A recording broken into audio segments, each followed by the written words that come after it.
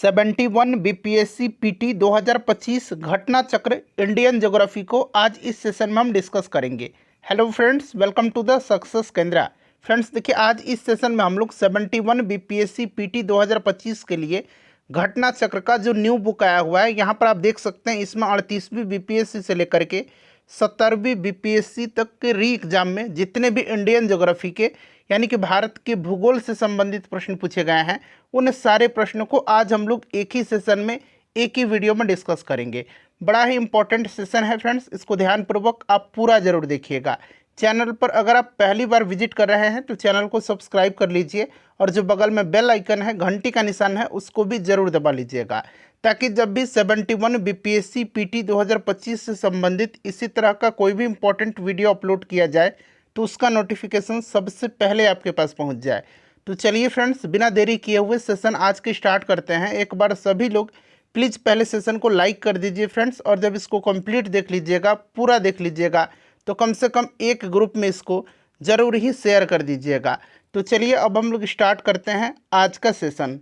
तो फ्रेंड्स देखिए, जैसे मैंने आपको बताया है कि आज इस सेशन में हम लोग 71 बीपीएससी 2025 के लिए घटना चक्र न्यू बुक से इंडियन ज्योग्राफी यानी कि भारत के भूगोल से संबंधित जितने भी प्रश्न 38वीं बीपीएससी से लेकर के 70वीं बीपीएससी री एग्ज़ाम तक पूछे गए हैं। जी हाँ फ्रेंड्स, 70वीं बीपीएससी री एग्ज़ाम तक पूछे गए हैं।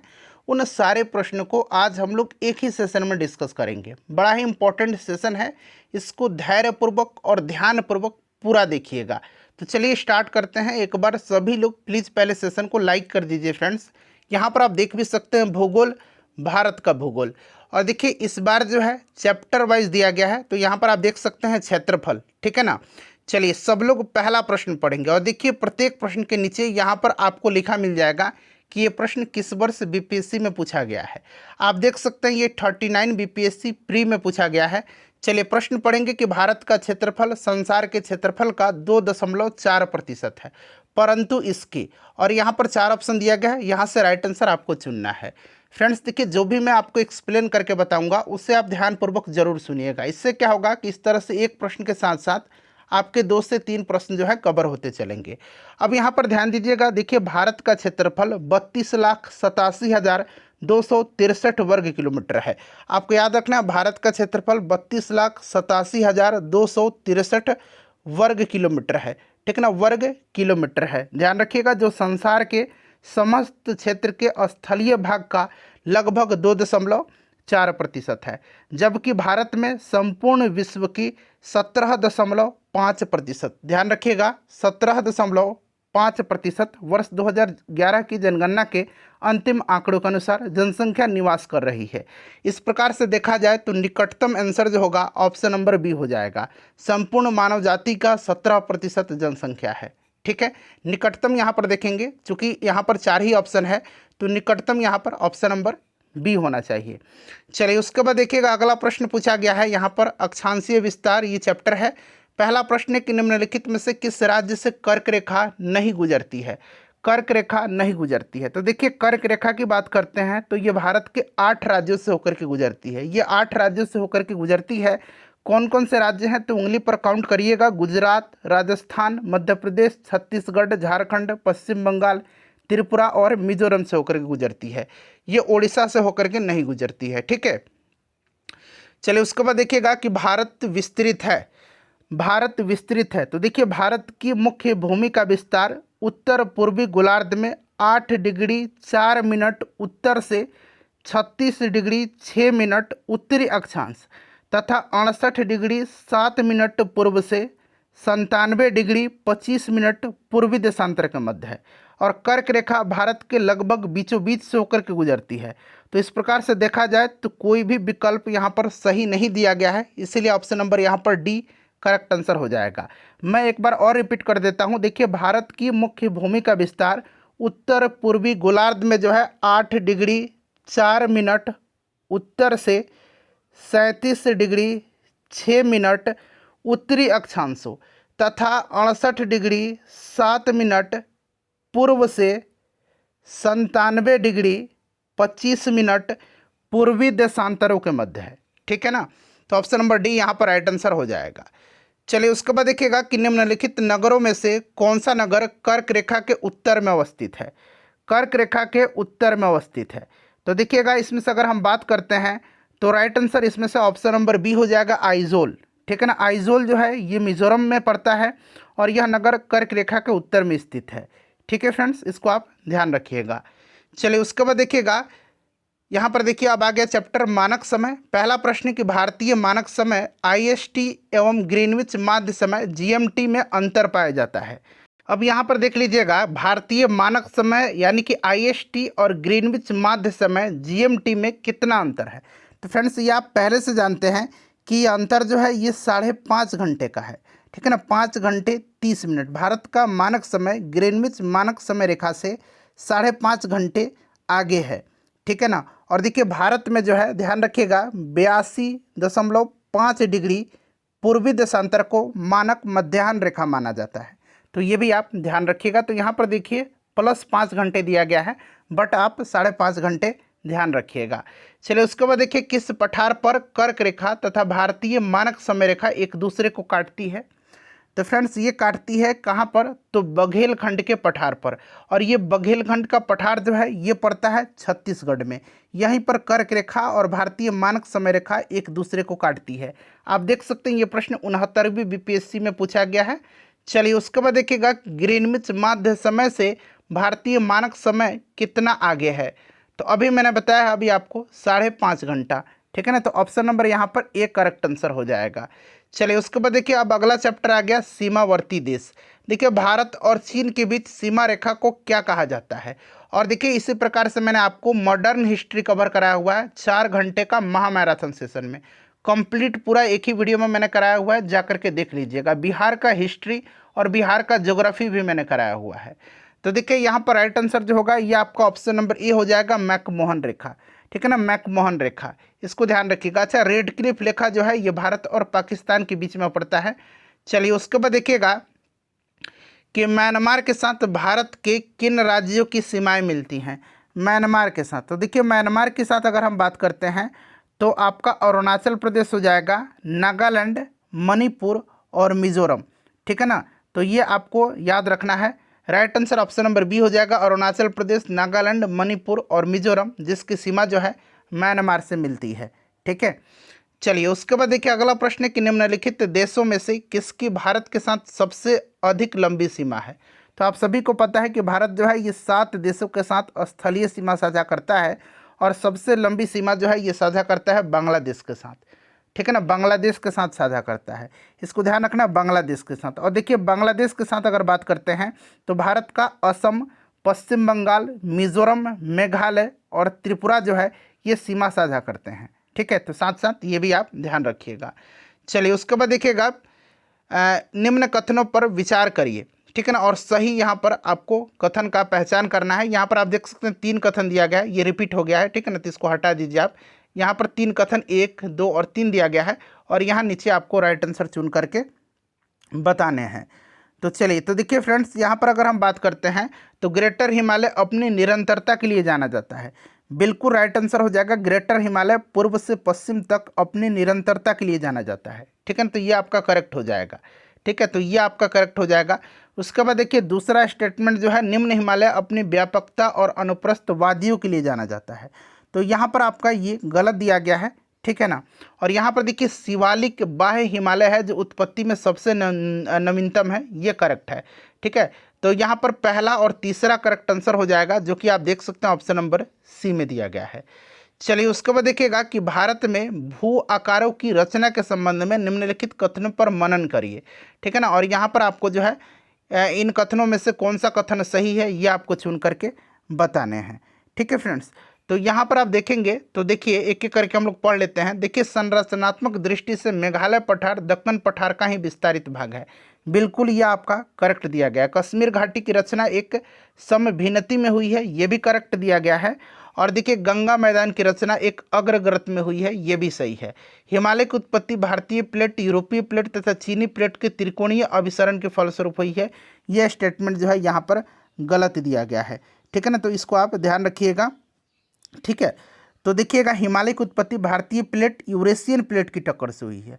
ठीक है ना, चीनी प्लेट का विवरण प्लेट टेक्टोनिक सिद्धांत से नहीं, तो इसलिए गलत दिया गया है। तो पहला, दूसरा और तीसरा यहाँ पर आपका सही दिया गया है, जो कि आप देख सकते हैं ऑप्शन नंबर ए में है।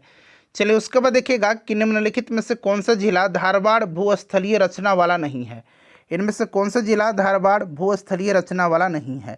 तो देखिए बिहार में धारवाड़ भूस्तरीय रचना वाले जिले दक्षिण पूर्व बिहार के अंतर्गत आते हैं और इनमें मुंगेर, नवादा, जमुई जिले शामिल हैं। वहीं अगर बात करते हैं तो रोहतास दक्षिण पश्चिम बिहार का भाग है। इस क्षेत्र में जो है विंध्य प्रकार की भूस्तरीय रचना पाई जाती है और बिहार में विंध्य भूस्तरीय रचना जो है यह आपका कैमूर एवं सोन नदी घाटी यानी कि रोहतास में पाई जाती है। तो ऑप्शन नंबर यहाँ पर बी राइट आंसर हो जाएगा। उसके बाद देखिए भारतीय उपमहाद्वीप पूर्व में मूलतः एक भाग था। भारतीय उपमहाद्वीप पूर्व में मूलतः एक भाग था। तो देखिए ये आपका जो था ये भाग था किसका, तो गोंडवाना लैंड का था। ठीक है ना, गोंडवाना लैंड का था। तो ध्यान रखिएगा यहाँ पर ऑप्शन नंबर बी हो जाएगा। नेक्स्ट क्वेश्चन कर लेंगे कि भौगोलिक क्षेत्रफल के अनुसार भारत की निम्नलिखित भौतिक यानी कि फिजियोग्राफिक इकाइयों को आरोही क्रम में व्यवस्थित करना है। आरोही क्रम में, ठीक है ना, आरोही क्रम में व्यवस्थित करना है। तो सबसे पहले अगर हम बात करते हैं तो इनमें से आपका हो जाएगा तटीय मैदान, ठीक है ना, तटीय मैदान। उसके बाद आपका हो जाएगा केंद्रीय उच्च भाग। उसके बाद आपका हो जाएगा महान मैदान और फिर आपका हो जाएगा उत्तरी पर्वत। यानी कि आपका 3, 1, 2 और 4 राइट आंसर हो जाएगा ऑप्शन नंबर ए। ठीक है, चलिए उसके बाद देखिएगा अगला प्रश्न है हमारा कि निम्नलिखित श्रेणियों को उत्तर से दक्षिण की ओर क्रम में व्यवस्थित करिए। देखिए उत्तर से दक्षिण की ओर, उत्तर से दक्षिण की ओर, ठीक है ना। तो यहाँ पर सबसे पहले आपका हो जाएगा काराकोरम, उत्तर से दक्षिण की तरफ जाना है। उसके बाद आपका हो जाएगा यहाँ पर देखिए लद्दाख, ठीक है ना। उसके बाद आपका हो जाएगा जांस्कर और फिर हो जाएगा आपका पीर पंजाल। तो यानी कि 2, 1, 4, 3 करेक्ट आंसर हो जाएगा। ठीक है, 2, 1, 4, 3 यहाँ पर करेक्ट आंसर हो जाएगा। चलिए उसके बाद देखिएगा कि गंगा के मैदान को एक खाली स्थान दिया गया के रूप में वर्णित किया गया है। तो फ्रेंड्स देखिए गंगा के मैदान को जो है इसको एक जियोसिंक्लाइन यानी कि भू अभिनति गर्त के रूप में वर्णित किया गया है। जियोसिंक्लाइन भी याद रखिएगा। और देखिए यहाँ पर मैं लिख देता हूँ भू अभिनति गर्त, ठीक है ना, भू अभिनति गर्त इस रूप में जो है इसको वर्णित किया गया है। तो आप दोनों याद रखिएगा। चलिए उसके बाद देखिएगा कि बिहार की भौगोलिक संरचना चट्टानी प्रणालियों से बनी है। चट्टानी प्रणालियों को उनके विवरण से मिलान करना है, यानी कि आपको यहाँ पर मिलान करना है, ठीक है ना। तो यहाँ पर मिलान करके नीचे दिया गया है, यहाँ पर आंसर आपको चुन करके बताना है। चलिए एक एक करके अब हम लोग मिलान कर लेंगे। चलिए फ्रेंड्स मिलान करिएगा आप। तो यहाँ पर आप देखिएगा फ्रेंड्स कि यहाँ पर धारवाड़ चट्टान प्रणाली जो दिया गया है ये आपका हो जाएगा सबसे पुराने आर्कियन रॉक सिस्टम का हिस्सा, ठीक है। उसके बाद देखिए विंध्यन चट्टान प्रणाली जो है यह आपका हो जाएगा बलुआ पत्थर, चूना पत्थर, डोलोमाइट, क्वार्टजाइट और सेल इस प्रकार की चट्टान प्रणाली का ये हिस्सा है, ठीक है। उसके बाद देखिए क्वाटरनरी चट्टान प्रणाली ये आपका हो जाएगा हिमालयी और प्रायद्वीपीय नदियों द्वारा मिट्टी आदि के तीव्र जमाव से निर्मित, ठीक है। और तृतीयक चट्टान प्रणाली जो है ये आपका बच गया, यहाँ पर आप देख सकते हैं 2 में पश्चिम चंपारण जिले में पाई जाती है, ठीक है। तो इस प्रकार से अगर हम बात करते हैं तो ऑप्शन नंबर यहाँ पर देख लीजिएगा राइट आंसर हो जाएगा आपका ऑप्शन नंबर बी, ठीक है। चलिए अब देखिएगा उत्तर का पर्वतीय प्रदेश। पहला प्रश्न है कि हिमालय का पर्वत पदीय प्रदेश है, बताइए। तो देखिए हिमालय का पर्वतपतीय प्रदेश शिवालिक श्रेणी के दक्षिण भाग पर स्थित है और ये हिमालय की सबसे दक्षिणी श्रेणियां हैं। शिवालिक की उत्तरी ढालों तथा लघु हिमालय के दक्षिणी ढालों के मध्य अनेक चौरस तल वाली संरचनाएं जो है संरचनात्मक घाटियां स्थित हैं। तो यहाँ पर देखिए शिवालिक राइट आंसर हो जाएगा। उसके बाद देखिए हिमालय पर्वत की निम्नलिखित चोटियों में से कौन सी भारत में नहीं है, भारत में नहीं है। फ्रेंड्स देखिए करीब करीब 350 प्रश्न है, पूरा मैंने काउंट किया हुआ है। तो थोड़ा जल्दी में हम लोग सेशन कवर करेंगे, ठीक है, अन्यथा सेशन काफ़ी ज़्यादा लंबा हो जाएगा। फ्रेंड्स प्लीज़ सेशन को लाइक करिए। इस तरह के सेशन बनाने में 6 से 7 घंटा का समय लगता है। तो यहाँ पर देखिए राइट आंसर जो हो जाएगा ये आपका हो जाएगा धौलागिरी, ठीक है ना। धौलागिरी जो है ये नेपाल में पड़ता है। चलिए उसके बाद देख लीजिए अगला प्रश्न है कि भारत की सबसे ऊंची पर्वत श्रेणी किसको कहते हैं। तो फ्रेंड्स ये कंचनजंगा है। कंचनजंगा सिक्किम और नेपाल की सीमा पर स्थित है, इसको आप ध्यान रखिएगा, ठीक है ना। तो यहाँ पर ऑप्शन नंबर आपका ए हो जाएगा। उसके बाद देखिएगा कि निम्नलिखित में से कौन सा हिमालय पर्वत का सबसे लंबा हिमनद है। हिमालय पर्वत का सबसे लंबा हिमनद। तो देखिए ये हिमनद जो है इसका नाम है बतुरा, ठीक है ना, बतुरा यहाँ पर हो जाएगा, बतुरा, बतुरा ध्यान रखना है, ठीक है ना, बतुरा हो जाएगा। और बतुरा हिमनद जो है ये हिमालय का सबसे लंबा हिमनद है। ये काराकोरम रेंज में पाक अधिकृत गिलगित बाल्टिस्तान में ये स्थित है, ठीक है, ध्यान रखिएगा। चलिए तो यहाँ पर आपका हो जाएगा बतुरा, ठीक है ना। बट देखिए बीपीएससी ने जो है इसका आंसर हिस्पार को माना है। देखिए हिस्पार की बात करते हैं तो इसकी लंबाई 49 किलोमीटर है और बतुरा की लंबाई जो है ये 57 किलोमीटर है। बट आयोग ने इस हिस्पार को आंसर माना हुआ है, ठीक है ना। चलिए उसके बाद देखिए शिवालिक श्रेणी का निर्माण हुआ है, शिवालिक श्रेणी का निर्माण। तो यहाँ पर आप देख सकते हैं शिवालिक श्रेणी का निर्माण जो है ये सेनोजोइक काल में हुआ है, ठीक है ना, सेनोजोइक महाकल्प के नियोसीन कल्प के प्लायोसीन युग में। तो आपको इतना याद रखना है कि सेनोजोइक में हुआ है, ठीक है। चलिए उसके बाद देख लीजिएगा कि बृहत हिमालय अर्थात हिमाद्री के पूर्वी छोर पर है। तो बृहत हिमालय अर्थात हिमाद्री के पूर्वी छोर पर जो है ये नामचा बर्वा है। कौन है नामचा बर्वा? दक्षिण पूर्वी तिब्बत में हिमालय पर्वतमाला का एक पर्वत है, ठीक है, और यह पर्वत हिमालय के सबसे पूर्वी छोर पर स्थित है और यह विश्व का 28वां सबसे लंबा पर्वत है। चलिए उसके बाद देखिएगा कि निम्न हिमालय पर्वत श्रेणियों में से किस पर्वत श्रेणी को अटल टनल पार करती है? अटल टनल जो है ये पार करती है पूर्वी पीर पंजाल को। अटल टनल की लंबाई याद रखिएगा 0.92 किलोमीटर, ये जरूर आप याद रखिएगा, पूर्वी पीर पंजाल को, ठीक है। चलिए उसके बाद देखिएगा कि अटल सुरंग रोहतांग हिमाचल प्रदेश की लंबाई कितनी है? अब देख लीजिए अभी मैंने बताया था ना और प्रश्न पूछ भी लिया गया है, 9.02 किलोमीटर, ठीक है। चलिए उसके बाद देखिएगा अगला प्रश्न है कि निम्नलिखित पर्वत श्रेणियों में से कौन गंगा के मैदान एवं दक्कन पठार को विभाजित करती है? बताइए इसमें से कौन करता है? तो ये विंध्याचल श्रेणी है, ठीक है ना, विंध्याचल श्रेणी है, इसको आप ध्यान रखिएगा, विंध्याचल श्रेणी, ठीक है। चलिए अगला प्रश्न है हमारा कि कन्याकुमारी से सटी पहाड़ियाँ हैं, कन्याकुमारी से। तो देखिए कन्याकुमारी से जो सटी पहाड़ी है इसमें से आपका कार्डमम की पहाड़ियाँ हैं, जिसको कि इलायची की पहाड़ी कहा जाता है, ठीक है ना, कार्डमम की पहाड़ी, इसको आप ध्यान रखिएगा। तो यहाँ पर आपका कार्डमम हो जाएगा, ठीक है, कार्डमम हो जाएगा। ऑप्शन नंबर यहाँ पर सी राइट आंसर हो जाएगा, ठीक है। चलिए उसके बाद देखिएगा नेक्स्ट क्वेश्चन है हमारा कि अन्नामलाई इलायची की पहाड़ी और पालनी की पहाड़ी मिलती है। तो ये कहाँ पर मिलती हैं? ये मिलती हैं आपकी कहाँ पर? तो ये मिलती है आपकी अनाईमुडी में, ठीक है ना, अनाईमुडी, यहाँ पर option number A right answer हो जाएगा, ठीक है ना, अनाईमुडी, ध्यान रखिएगा आप, अनाईमुडी यहाँ पर आपका करेक्ट आंसर हो जाएगा, ठीक है। दक्षिण भारत का सर्वोच्च शिखर है अनाईमुडी, अनाईमुडी अन्नामलाई पर्वत पर है, ध्यान रखिएगा, ठीक है। चलिए उसके बाद अगला प्रश्न हमारा कि निम्नलिखित किस पहाड़ी पर पूर्वी घाट पश्चिमी घाट से मिलता है? तो पूर्वी घाट पश्चिमी घाट से जो मिलता है ये मिलता है नीलगिरी पहाड़ी पर। और देखिए नीलगिरी पहाड़ी दक्षिण भारत की जो है इसकी जो चोटी है डोडा बेटा वो दक्षिण भारत की सबसे जो है दूसरी ऊंची चोटी है। अभी मैंने बताया था सबसे ऊंची चोटी अनाईमुडी है जो अन्नामलाई पर्वत पर है और दूसरा डोडा बेटा हो जाएगा। उसके बाद देखिए जहाँ पूर्वी घाट और पश्चिमी घाट मिलते हैं वहाँ निम्नलिखित में से कौन सी पहाड़ी अवस्थित है? देख सकते हैं ये प्रश्न रिपीट हो गया है ना, मतलब 2 बार पूछा गया है। तो ऑब्वियसली ऑप्शन नंबर सी हो जाएगा नीलगिरी पहाड़ी। ये देखिए 43वीं बीपीएससी में पूछा गया है और ये प्रश्न जो है 60वीं 62वीं बीपीएससी में पूछा गया है।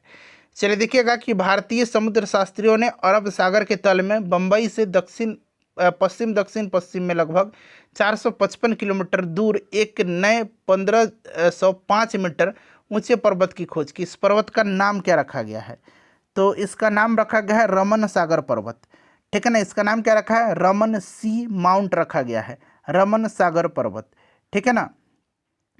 तो यहाँ पर ऑप्शन नंबर बी हो जाएगा। उसके बाद देखिए महाराष्ट्र एवं कर्नाटक में पश्चिमी घाट क्या कहलाता है? तो इसको सह्याद्री कहा जाता है, ठीक है ना, पश्चिमी घाट को महाराष्ट्र गोवा और कर्नाटक में सह्याद्री के नाम से जाना जाता है, ठीक है, ध्यान रखिएगा सह्याद्री के। उसके बाद देखिए निम्नलिखित में से किस पहाड़ी पर चाय बागान नहीं है? किस पहाड़ी पर चाय बागान नहीं है? तो इसमें से अगर हम बात करते हैं तो देखिए गिरनार पहाड़ी पर चाय बागान नहीं है, ठीक है ना, बाकी जो अन्य दिया गया है वहाँ पर चाय बागान है, गिरनार, ठीक है, इसको ध्यान रखिएगा। कानन देवन पहाड़ी भारत के केरल राज्य की इडुक्की जिले में स्थित है, ठीक है ना, ध्यान रखिएगा, और गिरनार गुजरात में पड़ता है। चलिए दार्जिलिंग तो आपको पता ही है पश्चिम बंगाल में पड़ता है, नीलगिरी जो है ये आपका कहाँ पर पड़ता है, तो ये दक्षिण में अवस्थित है, पश्चिमी घाट का एक महत्वपूर्ण पर्वत क्षेत्र है, ये सब आपको पता है। चलिए उसके बाद देखिएगा कि सोमेश्वर श्रेणी निम्नलिखित पर्वत श्रेणियों में से किसका एक भाग है। सोमेश्वर श्रेणी, तो फ्रेंड्स ये शिवालिक श्रेणी का भाग है, ठीक है ना, शिवालिक श्रेणी का भाग है, ध्यान रखिएगा शिवालिक श्रेणी का भाग है, ठीक है। उसके बाद देखिएगा कि दक्षिणी प्रायद्वीपीय उच्च भूमि, खाली स्थान दिया गया है, किसका भाग है, दक्षिण प्रायद्वीपीय उच्च भूमि। तो फ्रेंड्स ये गोंडवाना लैंड का भाग है और इसमें मध्य प्रदेश, आंध्र प्रदेश, तेलंगाना, महाराष्ट्र आदि के कुछ हिस्से शामिल हैं, गोंडवाना लैंड हो जाएगा। चलिए उसके बाद देखिएगा कि भारत की सर्वोच्च पर्वत चोटी कौन सी है, तो भारत की जो है K2 गॉडविन ऑस्टिन है, ठीक है, और यह भारत के केंद्र शासित प्रदेश लद्दाख में है। चलिए तो यहाँ पर ऑप्शन नंबर ए हो जाएगा। उसके बाद देखिए निम्नलिखित में से कौन सा युवा बलित पर्वत नहीं है, युवा बलित पर्वत नहीं पूछा गया है, ठीक है ना। तो देखिए बलित पर्वत वे पर्वत हैं जो पृथ्वी की परत के ऊपरी भागों में बलन के फलस्वरूप बनते हैं। ये दो प्रकार के होते हैं, एक नवीन होता है और एक प्राचीन होता है, ठीक है। देखिए नवीन में हिमालय, आल्प्स ये सब आ जाते हैं और प्राचीन बलित पर्वत में अरावली, अल्पेशियन और यूराल पर्वत आता है। तो यहाँ पर देखिएगा right answer option number D हो जाएगा, उपरोक्त में से एक से अधिक, यानी कि युवा बलित नहीं है, यानी कि प्राचीन है। तो प्राचीन में अभी मैंने बताया है कौन कौन सा, तो अरावली, अल्पेशियन और यूराल, ठीक है ना, अरावली और यहाँ पर देखिए अल्पेशियन भी दिया गया है, तो एक से अधिक राइट आंसर हो जाएगा। उसके बाद देखिएगा कि हिमालय में हिम रेखा निम्न के बीच होती है, हिमालय में हिम रेखा, तो देखिए हिम रेखा की औसत ऊंचाई महान हिमालय के उत्तरी भाग में 5500 से 6000, ठीक है ना, यहाँ मैं लिख देता हूँ 5500 से 6000 मीटर, ठीक है ना। और महान हिमालय के दक्षिणी भाग में, ये तो मैंने उत्तरी भाग में बताया है, दक्षिणी भाग में देखिए 4500 से लेकर के 6000 मीटर पर पाई जाती है, ठीक है। इसीलिए यहाँ पर हम रेंज अगर देखेंगे इसका, तो यहाँ पर आपका हो जाएगा कितना, तो ये 4300 से आपका 6000 मीटर, ठीक है ना। चलिए उसके बाद देखिएगा कि निम्नलिखित क्षेत्रों में से किसकी न्यून हिमरेखा है, न्यून हिमरेखा बताइए। तो इसमें से देखिएगा आल्प्स क्षेत्र का हो जाएगा, ठीक है ना, आल्प्स क्षेत्र का ऑप्शन नंबर सी। देख सकते हैं ये बीपीएससी का टीआरई में जो है प्रश्न पूछा गया है। देखिए उत्तर प्रदेश में हिमरेखा की औसत ऊंचाई क्या है। अब देखिएगा उत्तर प्रदेश की बात करते हैं ना, तो उत्तर प्रदेश में जो है हिमरेखा है ही नहीं, ठीक है ना, इसीलिए इसमें से कोई भी विकल्प नहीं होना चाहिए, ठीक है। उत्तराखंड से जब अलग हो गया उत्तर प्रदेश, तो कोई भी हिमरेखा यहाँ पर नहीं है। चलिए उसके बाद देखिएगा कि निम्नलिखित क्षेत्रों में से कौन सा भूस्खलन प्रवृत्त यानी कि प्रोन नहीं है, भूस्खलन प्रोन एरिया इसमें से कौन सा नहीं है, ये पूछा जा रहा है। तो देखिए इसमें से अगर हम पूर्वी घाट की बात करते हैं, तो पूर्वी घाट क्षेत्र भूस्खलन प्रवृत्त नहीं है, ठीक है ना। भूस्खलन प्राकृतिक आपदा होती है जो मुख्य रूप से पहाड़ी ब्लॉकों में होती है, ठीक है, तो यहाँ पर पूर्वी घाट हो जाएगा। उसके बाद देखिएगा कि लिखापानी हिमनद भारत के निम्नलिखित में से किस राज्य में स्थित है, लिखापानी, तो लिखापानी जो है ये अरुणाचल प्रदेश में है, ठीक है ना, अरुणाचल प्रदेश में है, यहाँ पर देख सकते हैं Arunachal Pradesh, option number A right answer हो जाएगा, ठीक है। सिक्किम में तो आपको पता ही है कौन कौन सा है, नाथुला और जेलेजपला दर्रा है। हिमाचल प्रदेश में आपका सिपकिला है, रोहतांग है, बाड़ा लाचा है, ठीक है। उसके बाद देखिएगा कि मुला, मरकत और बोलन क्या है, मुला, मरकत और बोलन, तो देखिए ये मुला, मरकत और बोलन जो है ना, ये एक तरह के पर्वतीय दर्रे हैं, ठीक है ना, जो कि पाकिस्तान में स्थित हैं, ध्यान रखिएगा। बोलन दर्रा यहाँ पर आप देख रहे हैं, ये बोलन दर्रा ये पाकिस्तान के बलूचिस्तान प्रांत में है, ठीक है ना, तो एक तरह के ये पर्वतीय दर्रे हैं, ध्यान रखिएगा। चलिए उसके बाद देखिएगा यहाँ पर पहला प्रश्न है पठार वाला चैप्टर का कि भारत के अतिरिक्त प्रायद्वीपीय पर्वत निर्मित हुए हैं। तो देखिए हिमालय तथा भारत के अतिरिक्त प्रायद्वीपीय पर्वत जो है ये सिंधु और गंगा मैदान के उत्तर का भाग है। इसका निर्माण सेनोजोइक महाकल्प में हुआ है, सेनोजोइक महाकल्प में हुआ है, तो ऑप्शन नंबर यहाँ पर डी करेक्ट आंसर हो जाएगा। उसके बाद चलिए अगला प्रश्न देखिए छोटा नागपुर पठार है। तो देखिए छोटा नागपुर पठार जो है ना, ये एक अग्र गंभीर है, ध्यान रखिएगा अग्र गंभीर है, ठीक है ना, तो यहाँ पर option number A right answer हो जाएगा। उसके बाद देखिए दंडकारण्य क्षेत्र किस राज्य में स्थित है, दंडकारण्य क्षेत्र, तो ये भारत के मध्यवर्ती भाग में स्थित है और यह मुख्य रूप से उड़ीसा, छत्तीसगढ़, तेलंगाना, महाराष्ट्र और आंध्र प्रदेश में विस्तृत है, ठीक है ना। हालांकि दंडकारण्य क्षेत्र का बहुत छोटा भाग मध्य प्रदेश में भी पड़ता है, तो यहाँ पर इसीलिए ऑप्शन नंबर ई राइट आंसर हो जाएगा, उपरोक्त में से एक से अधिक, ठीक है। उसके बाद देखिएगा कि निम्न में से कौन सा मेघालय पठार का अंश नहीं है, मेघालय पठार का अंश नहीं है। तो इसमें से देखिएगा भुवन पहाड़ियाँ जो है ना, ये मेघालय का अंश नहीं है। भुवन जो है ये मिजो पहाड़ी का, मिजो हिल्स का जो है ये अंश है, मिजो हिल्स का ये भाग है। ठीक है ना, तो इसीलिए option number A right answer हो जाएगा। ठीक है, चलिए उसके बाद देखिएगा अगला प्रश्न हमारा कि जोजिला सुरंग निम्नलिखित में से किन स्थानों को जोड़ेगा। जोजिला सुरंग, ये देखिए 70वीं बीपीएससी में पूछा गया है। ठीक है ना, तो देखिए जोजिला जो जोड़ता है ये श्रीनगर एवं लेह को जोड़ता है। ठीक है, जोजिला भारत के केंद्र शासित प्रदेश लद्दाख के कारगिल जिले में निर्माणाधीन सुरंग है, जो श्रीनगर कारगिल लेह राजमार्ग पर जोजिला दर्रे के नीचे गांदरबल यानी कि जम्मू कश्मीर और कारगिल के द्रास के मध्य बनाई जा रही है, और ये श्रीनगर को लेह लद्दाख से जो है ये आपका जोड़ेगा। तो यहाँ पर ऑप्शन सी हो जाएगा। उसके बाद देखिएगा कि मलनाड क्षेत्र जो है इसका संबंध निम्नलिखित में से भारत के किस पठार से है। तो यहाँ पर देखिएगा मलनाड क्षेत्र का संबंध जो है ना इसका कर्नाटक के पठार से है। ठीक है ना, कर्नाटक का पठार, ध्यान रखिएगा कर्नाटक के पठार से है, और यह पश्चिमी घाट के पश्चिमी और पूर्वी ढलानों को कवर करता है, और इसको कर्नाटक का चेरापूंजी कहा जाता है। ठीक है, चलिए उसके बाद देखिएगा कि भारत की तट रेखा है। अब देखिए यहाँ पर आप देखेंगे कि भारत की तट रेखा जो है इसमें कुछ चेंजिंग हुआ है। अभी जो रिसेंटली नवीनतम आंकड़ा आया हुआ है उसमें आपने देखा हुआ है कि तट रेखा की लंबाई अब आपका हो गया है 11,098.81 किलोमीटर। अब ये आंकड़ा नया आपको याद रखना है। ठीक है ना, तो इसमें से कोई नहीं राइट आंसर हो जाएगा। ठीक है, ध्यान रखिएगा। चलिए उसके बाद देख लीजिएगा कि भारत की क्षेत्रीय सीमा तट से कितनी समुद्री मील किलोमीटर तक समुद्र की ओर फैली हुई है। बताइए, समुद्री मील यानी कि नॉटिकल मील, और किलोमीटर में भी यहाँ पर दिया गया, इसलिए किलोमीटर तक समुद्र की ओर फैली हुई है। तो ये आपको पता है कि ये आपका 12 नॉटिकल मील यानी कि 21.9 किलोमीटर होता है।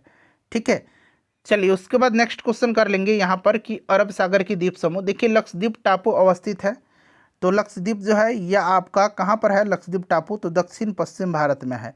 ठीक है ना, दक्षिण पश्चिम भारत में है, और ये अरब सागर में अवस्थित है, तो यहाँ पर दक्षिण पश्चिम हो जाएगा। उसके बाद देखिएगा कि लक्षद्वीप में कितने द्वीप हैं। लक्षद्वीप में कितने द्वीप हैं, तो फ्रेंड्स याद रखिएगा 36, और ये प्रश्न बड़ा पूछा जाता है। ठीक है, उसके बाद देखिएगा कि द्वीपों का समूह लक्षद्वीप, तो देखिए ये जो द्वीपों का समूह लक्षद्वीप है ये प्रवाल उत्पत्ति का है। ठीक है ना, भारत में प्रवाल भित्तियाँ यानी कि कोरल रीफ्स जो है ये अंडमान और निकोबार द्वीप समूह, मन्नार की खाड़ी, लक्षद्वीप, उसके बाद देखिए मालवन, महाराष्ट्र एवं कच्छ की खाड़ी में पाई जाती हैं। ठीक है, चलिए उसके बाद देखिएगा कि बिहार के निम्न हिस्सों में से कौन सा हिस्सा भूतात्विक दृष्टि से अपेक्षाकृत पुराना है। तो यहाँ पर देखेंगे तो इसमें से आपका खड़गपुर की पहाड़ी हो जाएगा। खड़गपुर की पहाड़ी राइट आंसर हो जाएगा। जबकि अगर हम रोहतास पठार की बात करते हैं, रोहतास पठार विंध्यन क्रम का, उत्तर पश्चिम पहाड़ियाँ तृतीय क्रम की, और उत्तरी गंगा मैदान ये नवीनतम है। ठीक है ना, तो देखिए ये आपका हो जाएगा आंसर खड़गपुर। रोहतास पठार मैंने बताया विंध्यन क्रम का, उत्तर पश्चिम पहाड़ियाँ ये आपका तृतीय क्रम की है, और उत्तरी गंगा मैदान जो है ये नवीनतम है। ठीक है, तो सबसे अपेक्षाकृत पुराना यहाँ पर खड़गपुर पहाड़ी हो जाएगा। देखिए निम्नलिखित में से किस क्षेत्र में प्रवाल भित्ति नहीं पाई जाती हैं। तो देखिए प्रवाल भित्ति जो है ये अभी कैम्बे की खाड़ी, मैंने बताया ना कि प्रवाल भित्ति कहाँ कहाँ पाई जाती हैं, कोरल रीफ्स, अंडमान और निकोबार द्वीप समूह, मन्नार की खाड़ी, लक्षद्वीप, मालवन महाराष्ट्र, मालवन का भी नाम याद रखिएगा, मालवन महाराष्ट्र, और कच्छ की खाड़ी। कैम्बे की खाड़ी यहाँ पर हो जाएगा राइट आंसर, कैम्बे की खाड़ी में नहीं पाई जाती है। ठीक है, चलिए उसके बाद देखिएगा उत्तराखंड का कौन सा जिला तिब्बत सीमा से नहीं लगा हुआ है। उत्तराखंड का कौन सा जिला जो है तिब्बत सीमा से नहीं लगा हुआ है। तो देखिए ये अल्मोड़ा है, अल्मोड़ा जो है राइट आंसर हो जाएगा। उत्तराखंड के 3 जिले पिथौरागढ़, चमोली और उत्तरकाशी ये तिब्बत के साथ सीमा साझा करते हैं। ठीक है ना, अल्मोड़ा नहीं करता है। उसके बाद देखिएगा कि भारत के कितने राज्यों की समान सीमा यानी कि कॉमन बॉर्डर पाकिस्तान एवं बांग्लादेश के साथ है। पाकिस्तान और बांग्लादेश के साथ, देखिए पाकिस्तान के साथ सीमा बनाने वाले भारतीय राज्य और केंद्र शासित प्रदेश में एक तो आपका जम्मू कश्मीर हो गया, फिर लद्दाख हो गया, पंजाब हो गया, राजस्थान हो गया, गुजरात हो गया। और बांग्लादेश की बात करते हैं तो आपका असम, पश्चिम बंगाल, मिजोरम, मेघालय, त्रिपुरा है। तो कॉमन बॉर्डर इसमें से तो कोई भी नहीं हो रहा है, इसीलिए उपरोक्त में से कोई नहीं राइट आंसर होगा। उसके बाद देखिए मध्य प्रदेश की सर्वाधिक लंबी सीमा किस राज्य के साथ है। तो देखिए मध्य प्रदेश की अगर बात करते हैं तो मध्य प्रदेश उत्तर में उत्तर प्रदेश, पूर्व में छत्तीसगढ़, दक्षिण में महाराष्ट्र और पश्चिम में गुजरात और राजस्थान से घिरा हुआ है। और मध्य प्रदेश की सर्वाधिक लंबी सीमा जो है ये उत्तर प्रदेश के साथ संलग्न है। ठीक है, उसके बाद देखिएगा कि विदर्भ एक प्रादेशिक नाम है भारत में, और यह बताइए विदर्भ, तो यह महाराष्ट्र का अंग है विदर्भ। ठीक है, महाराष्ट्र राज्य का उत्तर पूर्वी प्रादेशिक क्षेत्र है ये। चलिए उसके बाद देखिएगा कि पाट अंचल यानी कि पाट रीजन अवस्थित है। पाट रीजन, तो देखिए पाट रीजन जो है ना ये अवस्थित है आपका झारखंड में। ठीक है ना, झारखंड में है। चलिए पाट रीजन। उसके बाद देखिए अगला प्रश्न है कि झुमरी तिलैया, ये रेडियो पर गीत भी होता था पहले, जो आपका पुराने ज़माने में आपने देखा होगा फरमाइश के द्वारा इस तरह का गाना बजाया जाता था। ये पूछा गया है कि किस राज्य में स्थित है झुमरी तिलैया, तो ये आपका झारखंड में है। ठीक है, और ये कोडरमा जिला में पड़ता है। देखिए क्षेत्रफल के अनुसार निम्नलिखित राज्यों का सही अवरोही क्रम यानी कि घटते क्रम, सबसे पहले फिर छोटा इस तरह से। तो यहाँ पर आपका हो जाएगा मध्य प्रदेश, उसके बाद आपका उत्तर प्रदेश, फिर आंध्र प्रदेश और फिर आपका बिहार हो जाएगा। तो ऑप्शन नंबर यहाँ पर डी राइट आंसर हो जाएगा। क्षेत्रफल के हिसाब से आपको बताना है। ठीक है, चलिए उसके बाद देखिएगा कि क्षेत्रफल के क्रम में भारत के 3 बड़े राज्य, तो सबसे बड़ा राज्य तो आपको पता ही है कौन सा है, राजस्थान, फिर मध्य प्रदेश, फिर महाराष्ट्र, फिर उत्तर प्रदेश। ठीक है ना, तो यहाँ पर ऑप्शन नंबर ए हो जाएगा। चलिए उसके बाद देखिए भारत में जनसंख्या का अनुसार तीसरा क्षेत्रफल में 12वां राज्य कौन सा है। अब यहाँ पर थोड़ा सा ध्यान दीजिएगा। देखिए बिहार जनसंख्या की दृष्टि से भारत का तीसरा बड़ा राज्य है तथा क्षेत्रफल की दृष्टि से 12वां सबसे बड़ा राज्य था। पहले था जब ये प्रश्न पूछा गया उस समय। हालांकि तेलंगाना के गठन के बाद हुआ क्या, ठीक है ना, तेलंगाना के गठन के बाद क्षेत्रफल की दृष्टि से बिहार का स्थान 13वां हो गया। ठीक है, और उसके बाद देखिए क्या हुआ, जब जम्मू कश्मीर को केंद्र शासित प्रदेश बनाया गया तो उसके उपरांत क्षेत्रफल की दृष्टि से बिहार पुनः 12वां हो गया। तो इसीलिए यहाँ पर बिहार हो जाएगा आंसर। चलिए असम कुल मिलाकर के कितने राज्य और केंद्र शासित प्रदेशों से घिरा हुआ है। तो असम जो है ये केवल राज्यों से घिरा हुआ है, ये केंद्र शासित प्रदेश से नहीं घिरा हुआ है। ठीक है ना, तो ये 7 राज्य से जो है असम की सीमा मिलती है। ठीक है, मैंने आपको बताया भी है 7 राज्य, याद रखिएगा। उसके बाद देखिए अगला प्रश्न है हमारा कि भौगोलिक क्षेत्र की दृष्टि से भारत के निम्न जिलों में से कौन सा जिला सबसे बड़ा है। तो इसमें से सबसे बड़ा जो है ये कच्छ हो जाएगा, गुजरात का। अगला प्रश्न करेंगे कि गुजरात की राजधानी कौन सी है। तो गुजरात की राजधानी गांधीनगर है। ठीक है फ्रेंड्स। अच्छा अगला प्रश्न है कि राजस्थान की राजधानी कहाँ है। राजस्थान की राजधानी, तो आपको याद होगा राजस्थान की राजधानी जयपुर है। उसके बाद देखिए उत्तर पूर्वी भारत का स्कॉटलैंड कौन सा है, ये 70वीं बीपीएससी में पूछा गया है। तो उत्तरी पूर्वी भारत के स्कॉटलैंड जो है ये मेघालय में है, और मेघालय की जो शिलोंग शहर है ना उसको पूर्व का स्कॉटलैंड कहा जाता है। ठीक है ना, तो यहाँ पर मेघालय करेक्ट आंसर हो जाएगा। उसके बाद देखिएगा कि भारत के निम्नलिखित भागों में द्रविडियन प्रजाति मुख्यतः कहाँ संकेंद्रित हैं। द्रविडियन प्रजाति, तो फ्रेंड्स ये दक्षिण भारत में है। ठीक है, याद रखना है आपको, दक्षिण भारत में। ऑप्शन नंबर ए हो जाएगा। नेक्स्ट क्वेश्चन है कि निम्नलिखित में से देखिए किस राज्य में जनजातीय समुदाय की पहचान नहीं की गई है। तो देखिए 2011 की जनगणना के अनुसार पंजाब, हरियाणा, चंडीगढ़, दिल्ली एवं पुडुचेरी में जनजातीय समुदाय की पहचान नहीं की गई है। तो यहाँ पर आप देख सकते हैं हरियाणा दिया गया है। ठीक है, उसके बाद देखिए गद्दी लोग निवासी हैं। गद्दी जनजाति कहाँ पर पाए जाते हैं। तो फ्रेंड्स ये हिमाचल प्रदेश में, जम्मू कश्मीर में और लद्दाख में निवास करते हैं। तो यहाँ पर देखिए हिमाचल प्रदेश दिया गया, मेनली हिमाचल प्रदेश ही ध्यान रखना है आपको। बोडो निवासी हैं कहाँ पर। तो बोडो जो है ये आपको पता है, बोडो जो है ना ये आपके इसमें से बात करते हैं तो गारो पहाड़ी पर। ठीक है ना, ये असम की जनजाति हैं, गारो पहाड़ी राइट आंसर हो जाएगा। देखिए गारो जनजाति हैं, गारो जनजाति। तो फ्रेंड्स गारो जनजाति जो है ना ध्यान रखिएगा ये आपके मेघालय के साथ असम, मिजोरम, नागालैंड, त्रिपुरा, पश्चिम बंगाल में भी पाए जाते हैं। तो यहाँ पर मेघालय दिया गया है, तो यहाँ पर मेघालय ही लेकर के चलेंगे पहले हम लोग। ठीक है ना, मेघालय। चलिए उसके बाद देखिएगा कि भील जनजाति कहाँ पाई जाती है। भील जनजाति, तो फ्रेंड्स ये महाराष्ट्र में। ठीक है, भील जनजाति महाराष्ट्र, गुजरात, मध्य प्रदेश, छत्तीसगढ़ इन सब में पाई जाती हैं। ठीक है ना, चलिए उसके बाद देख लीजिएगा कि निम्नलिखित में से जनजाति और राज्य का कौन सा जोड़ी सही नहीं है। इसमें से कौन सा सही नहीं है। तो आप देख सकते हैं यहाँ पर टोडा केरल नहीं होगा, टोडा जो होगा ये आपका तमिलनाडु हो जाएगा। ठीक है ना, तो यहाँ पर आपका राइट आंसर कौन सा हो जाएगा, टोडा तमिलनाडु हो जाएगा। तो ये गलत दिया गया, option number D right answer हो जाएगा। ठीक है, चलिए उसके बाद देखिएगा कि भरमौर जनजातीय क्षेत्र जो है ये किस प्रांत में स्थित है। भरमौर, तो ये भरमौर पड़ता है हिमाचल प्रदेश में, ठीक है ना, भरमौर ये हिमाचल प्रदेश में है, ठीक है। उसके बाद देखिएगा कि मणिपुर के मुख्य घाटी में संकेंद्रित गैर अनुसूचित लोगों को क्या कहा जाता है? तो फ्रेंड्स इनको मैतेई कहा जाता है। क्या कहा जाता है इनको मैतेई कहा जाता है, ठीक है ना, मैतेई राइट आंसर हो जाएगा। चलिए उसके बाद देखिएगा अगला प्रश्न है गंगा नदी अपवाह तंत्र से गंगा नदी तंत्र। गंगा की जलोढ़ मृदा की गहराई भूमि सतह से नीचे लगभग कितनी है? तो ये अगर हम बात करते हैं तो देखिए ओल्डहम के अनुसार, किसका अनुसार? ओल्डहम के अनुसार, यहाँ मैं लिख देता हूँ ओल्डहम के अनुसार, ठीक है ना। ओल्डहम के अनुसार देखिएगा कि गंगा के जलोढ़ निक्षेपों की मोटाई 4000 से 6000 मीटर तथा ग्लेनी के अनुसार जो है ये 2000 मीटर है। तो यहाँ पर देखिए 6000 आंसर हो जाएगा। देखिए निम्नलिखित नगरों में से अलकनंदा एवं भागीरथी कहाँ मिलकर के गंगा नदी बनाती हैं? तो ये आपको पता है देवप्रयाग में, ठीक है ना, देवप्रयाग में मिलकर के ये गंगा के नाम से इनको जाना जाता है, देवप्रयाग। राइट आंसर देवप्रयाग हो जाएगा, ठीक है।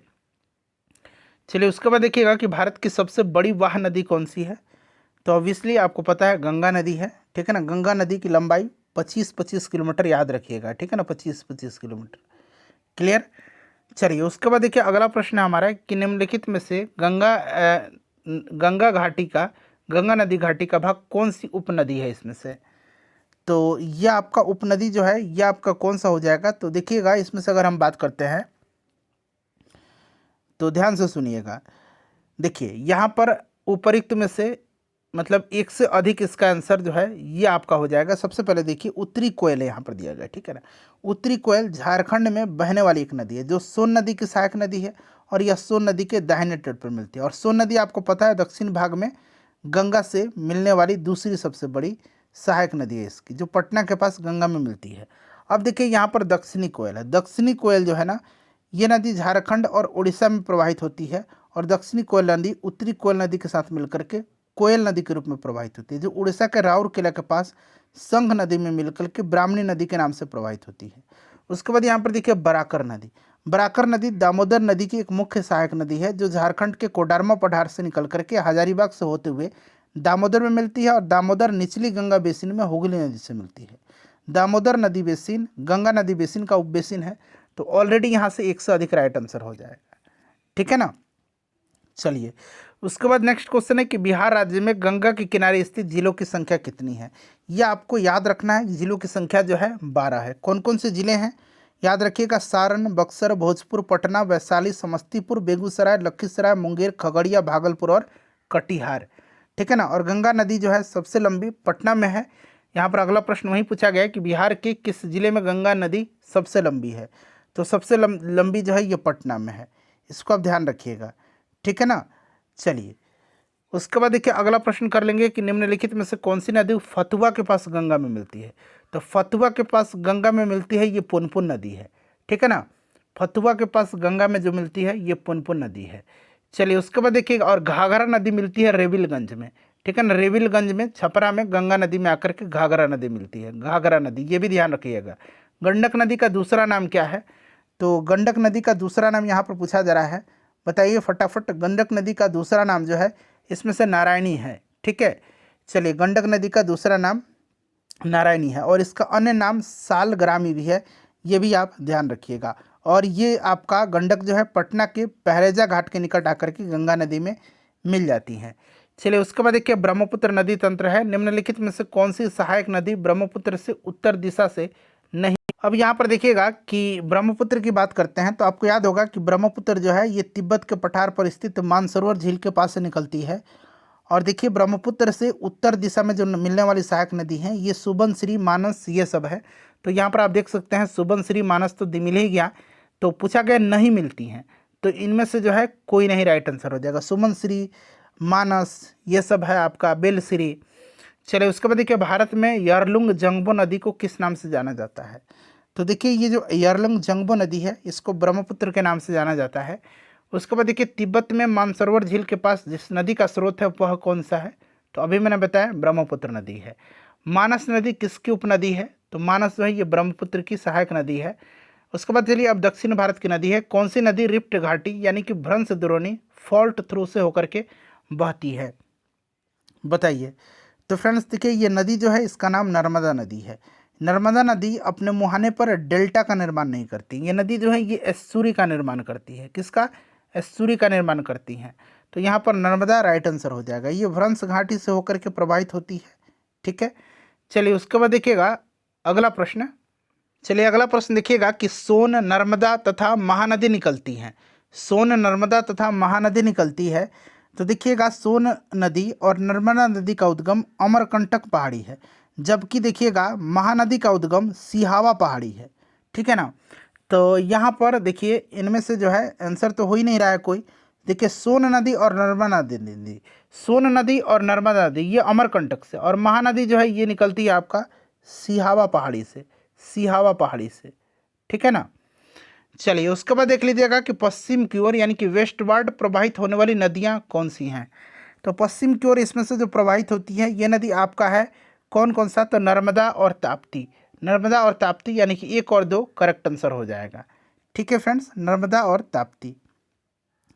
चलिए उसके बाद देखिएगा नर्मदा, ताप्ती, माही ये सब नाम आप याद रखिएगा। ठीक है, चलिए उसके बाद देखिए अगला प्रश्न हमारा कि कावेरी नदी कौन से राज्य से होकर के गुजरती है? कावेरी नदी। तो देखिए कावेरी नदी की बात करते हैं तो कावेरी नदी कर्नाटक के कोडागु जिले में ब्रह्मगिरी की पहाड़ी से निकल करके 800 किलोमीटर लंबाई तथा 81,155 वर्ग किलोमीटर अपवाह क्षेत्र में यह प्रवाहित होती है। और इसका अपवाह क्षेत्र केरल, कर्नाटक, तमिलनाडु, उसके बाद देखिए अगर बात करते हैं तो पुडुचेरी में भी ये विस्तृत है। ठीक है ना। तो यहाँ पर राइट आंसर हो जाएगा केरल, कर्नाटक, तमिलनाडु और पुडुचेरी भी आप ध्यान रखिएगा। चलिए देखिएगा कि तेल नदी निम्नलिखित नदियों में से किसकी सहायक नदी है? तेल नदी जो है ये सहायक नदी किसकी है? तो तेल नदी महानदी की प्रमुख सहायक नदी है, महानदी की, और ये उड़ीसा राज्य की भी एक प्रमुख नदी है। ठीक है, महानदी की सहायक नदी की और बात करते हैं तो शिवनाथ नदी है, जोंक नदी है, ठीक है ना, हसदेव नदी है, ये सब आप याद रखिएगा। तो ऑप्शन ही हो जाएगा क्योंकि तेल नदी जो है ये महानदी की सहायक नदी है। ठीक है, महानदी ऑप्शन में है ही नहीं। देखिए निम्नलिखित नदियों में से कौन पूर्व की ओर प्रवाहित नहीं होती है? पूर्व की ओर यानी कि पूर्व की ओर प्रवाहित नहीं होती है इसमें से कौन सी नदी? तो देखिएगा इसमें से अगर हम बात करते हैं तो देखिए गोदावरी और यहाँ पर देखिए कृष्णा। ठीक है ना, ये दोनों नदियाँ दक्षिण भारत की नदियाँ हैं जो पश्चिम से पूर्व की ओर प्रवाहित होती है। ठीक है, पश्चिम से पूर्व की ओर प्रवाहित होती है, और ये दोनों नदियाँ बंगाल की खाड़ी में गिरती हैं। यहाँ पर देखिएगा नर्मदा नदी और यहाँ पर देखिएगा गंगावली नदी। नर्मदा नदी और गंगावली नदी ये पूर्व से पश्चिम की ओर प्रवाहित होती हैं और अरब सागर में गिरती हैं। तो इसीलिए यहाँ पर पूर्व की ओर नहीं होती हैं, तो ए और बी हो जाएगा यानी कि उपर्युक्त में से एक से अधिक। चलिए उसके बाद देखिए भीमा नदी जो है निम्नलिखित में से किस नदी की उपनदी है? भीमा नदी जो है ये आपकी है कृष्णा की। ठीक है ना, कृष्णा नदी की। चलिए उसके बाद कृष्णा की अन्य सहायक नदी भी याद रखिएगा, कोयना नदी, घाट प्रभा, माल प्रभा, तुंगभद्रा, मूसी, ये सब कृष्णा की सहायक नदियां हैं। उसके बाद देखिएगा कि निम्नलिखित कथन पर विचार करें और इसमें से आपको राइट आंसर बताना है कि निम्नलिखित में से कौन सी नदी भारत में प्रायद्वीपीय नदी प्रणाली की विशेषता है। तो यहाँ पर आप ध्यान दीजिएगा फ्रेंड्स, देखिए प्रायद्वीपीय नदियाँ केवल वर्षा से ही जल प्राप्त करती है, बिल्कुल। और देखिए नदियों में छोटे बेसिन और जल ग्रहण क्षेत्र होते हैं, ये भी करेक्ट है। तो 1 और 3 हो जाएगा। और देखिए ये नदियाँ युवा बलित पर्वतों से होकर के नहीं बहती हैं, इसको आप ध्यान रखना आपको। ठीक है, चलिए उसके बाद देखिएगा कि दंडकारण्य में इंद्रावती, सबरी किसकी सहायक नदियाँ हैं?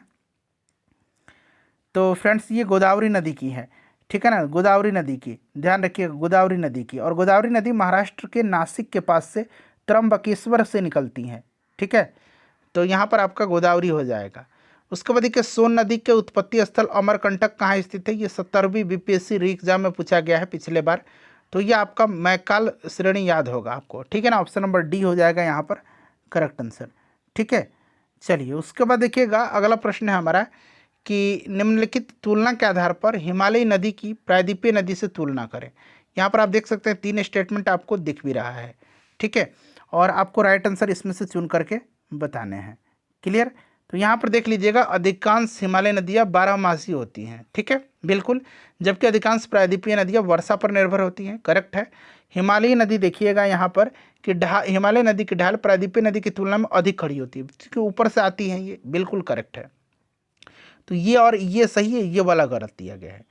ठीक है, देखिए प्रायद्वीपीय नदी हिमालय नदी की तुलना में अपने रास्ते से अधिक क्षरण का कारण बनती है। नहीं, पहाड़ी नदी ज़्यादा बनती है, तो इसीलिए गलत है। पहला और दूसरा सही दिया गया, तो केवल 1 और 2 राइट आंसर हो जाएगा। उसके बाद देखिएगा कि अटक में अपनी पहाड़ी यात्रा के अंत में सिंधु नदी अफगानिस्तान की किस नदी से जुड़ती है, बताइए। तो फ्रेंड्स ये जुड़ती है काबुल नदी से, ठीक है ना, काबुल नदी से। देखिएगा सिंधु नदी अटक के निकट पहाड़ी से बाहर निकलती है, जहां दाहिने तट पर अफगानिस्तान से आने वाली काबुल नदी इसमें मिलती है, ठीक है। तो यहाँ पर काबुल आपका राइट आंसर हो जाएगा। चलिए उसके बाद देखिएगा कि भारत में चंद्रा और भागा नदियाँ किस क्षेत्र में बहती हैं, तो ये बहती हैं फ्रेंड्स आपका लाहौल घाटी में। लाहौल घाटी हिमाचल प्रदेश में, ठीक है ना, तो हिमाचल प्रदेश भी याद रखिएगा, लाहौल घाटी भी याद रखिएगा। चलिए उसके बाद नेक्स्ट क्वेश्चन है कि निम्नलिखित में से कौन सी नदियाँ बंगाल की खाड़ी में गिरती हैं। तो देखिए यहाँ पर आपका गंगा, ब्रह्मपुत्र, गोदावरी ये आपका सही दिया गया है, ठीक है ना। महानदी, कृष्णा, कावेरी ये भी आपका हो जाएगा। नर्मदा, ताप्ती नहीं गिरती हैं, तो इसलिए ए और बी यहाँ पर करेक्ट आंसर हो जाएगा। ऑप्शन नंबर यहाँ पर आपका डी हो जाएगा, ठीक है। चलिए उसके बाद देखिएगा कि दामोदर, कोयल और स्वर्णरेखा नदियाँ निम्नलिखित में से किससे निकलती हैं।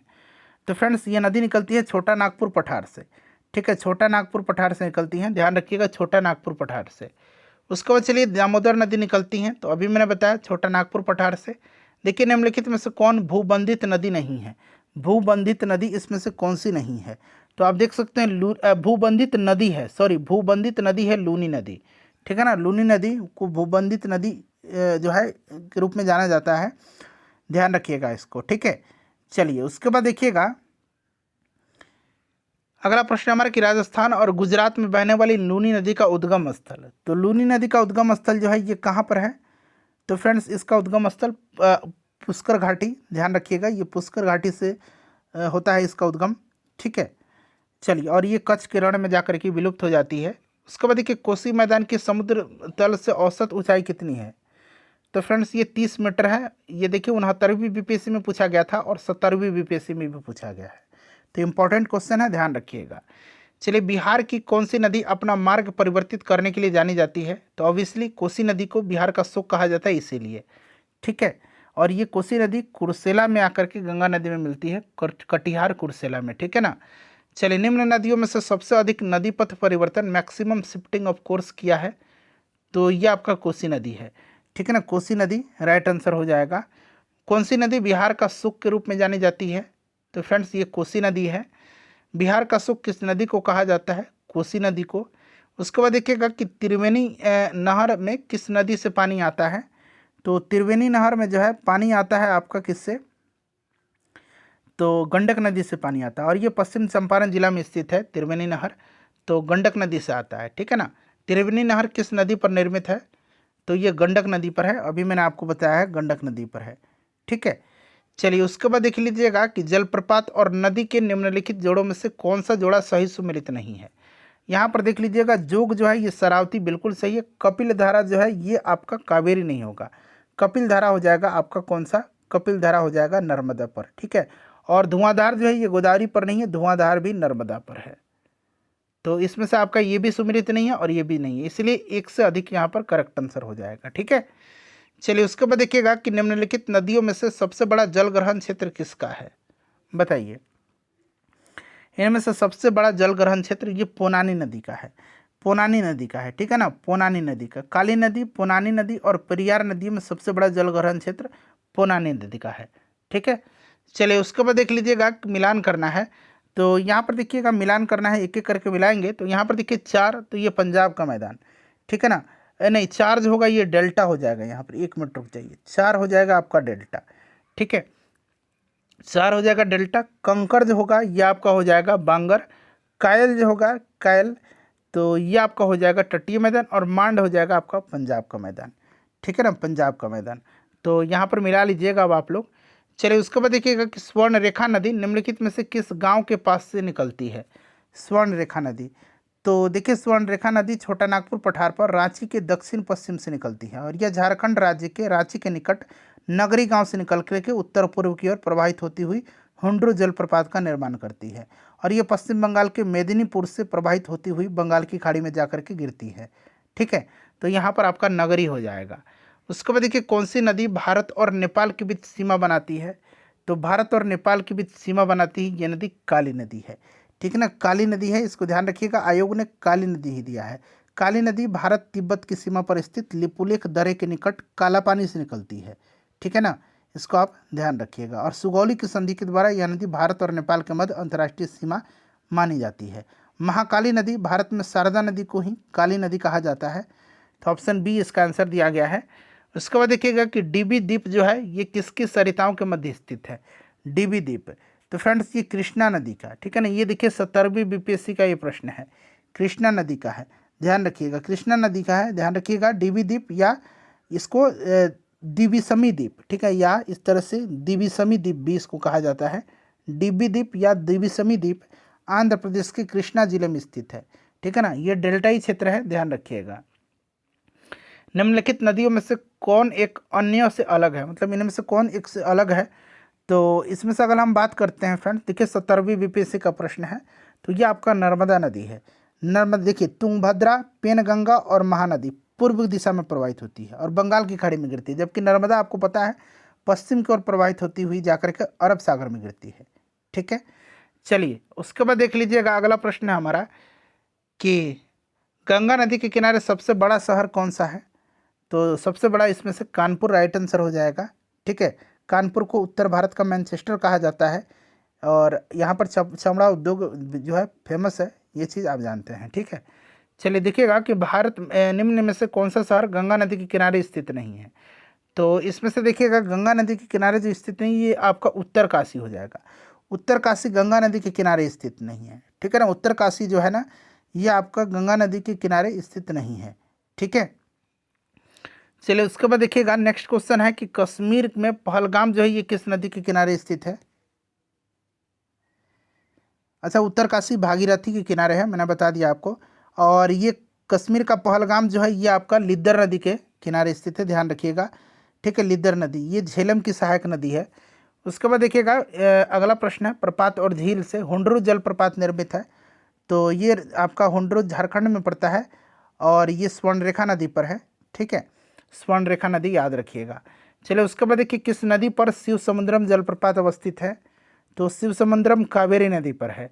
उसके बाद देखिएगा कि निम्नलिखित में से कौन सी एक मीठे पानी की झील है। मीठे पानी की झील इसमें से कौन सा है। तो मीठे पानी की झील इसमें से आपका कौन सा है। तो देखिए इसमें से बात करते हैं तो उलर झील और लोकटक झील, ये दोनों मीठे पानी की झील है, इसलिए एक से अधिक राइट आंसर हो जाएगा। लोकटक झील मणिपुर में है, ध्यान रखिएगा। चिल्का झील और सांबर झील ये खारे पानी की झील है। चिल्का जो है ये आपका उड़ीसा में पड़ता है और सांबर राजस्थान में पड़ता है।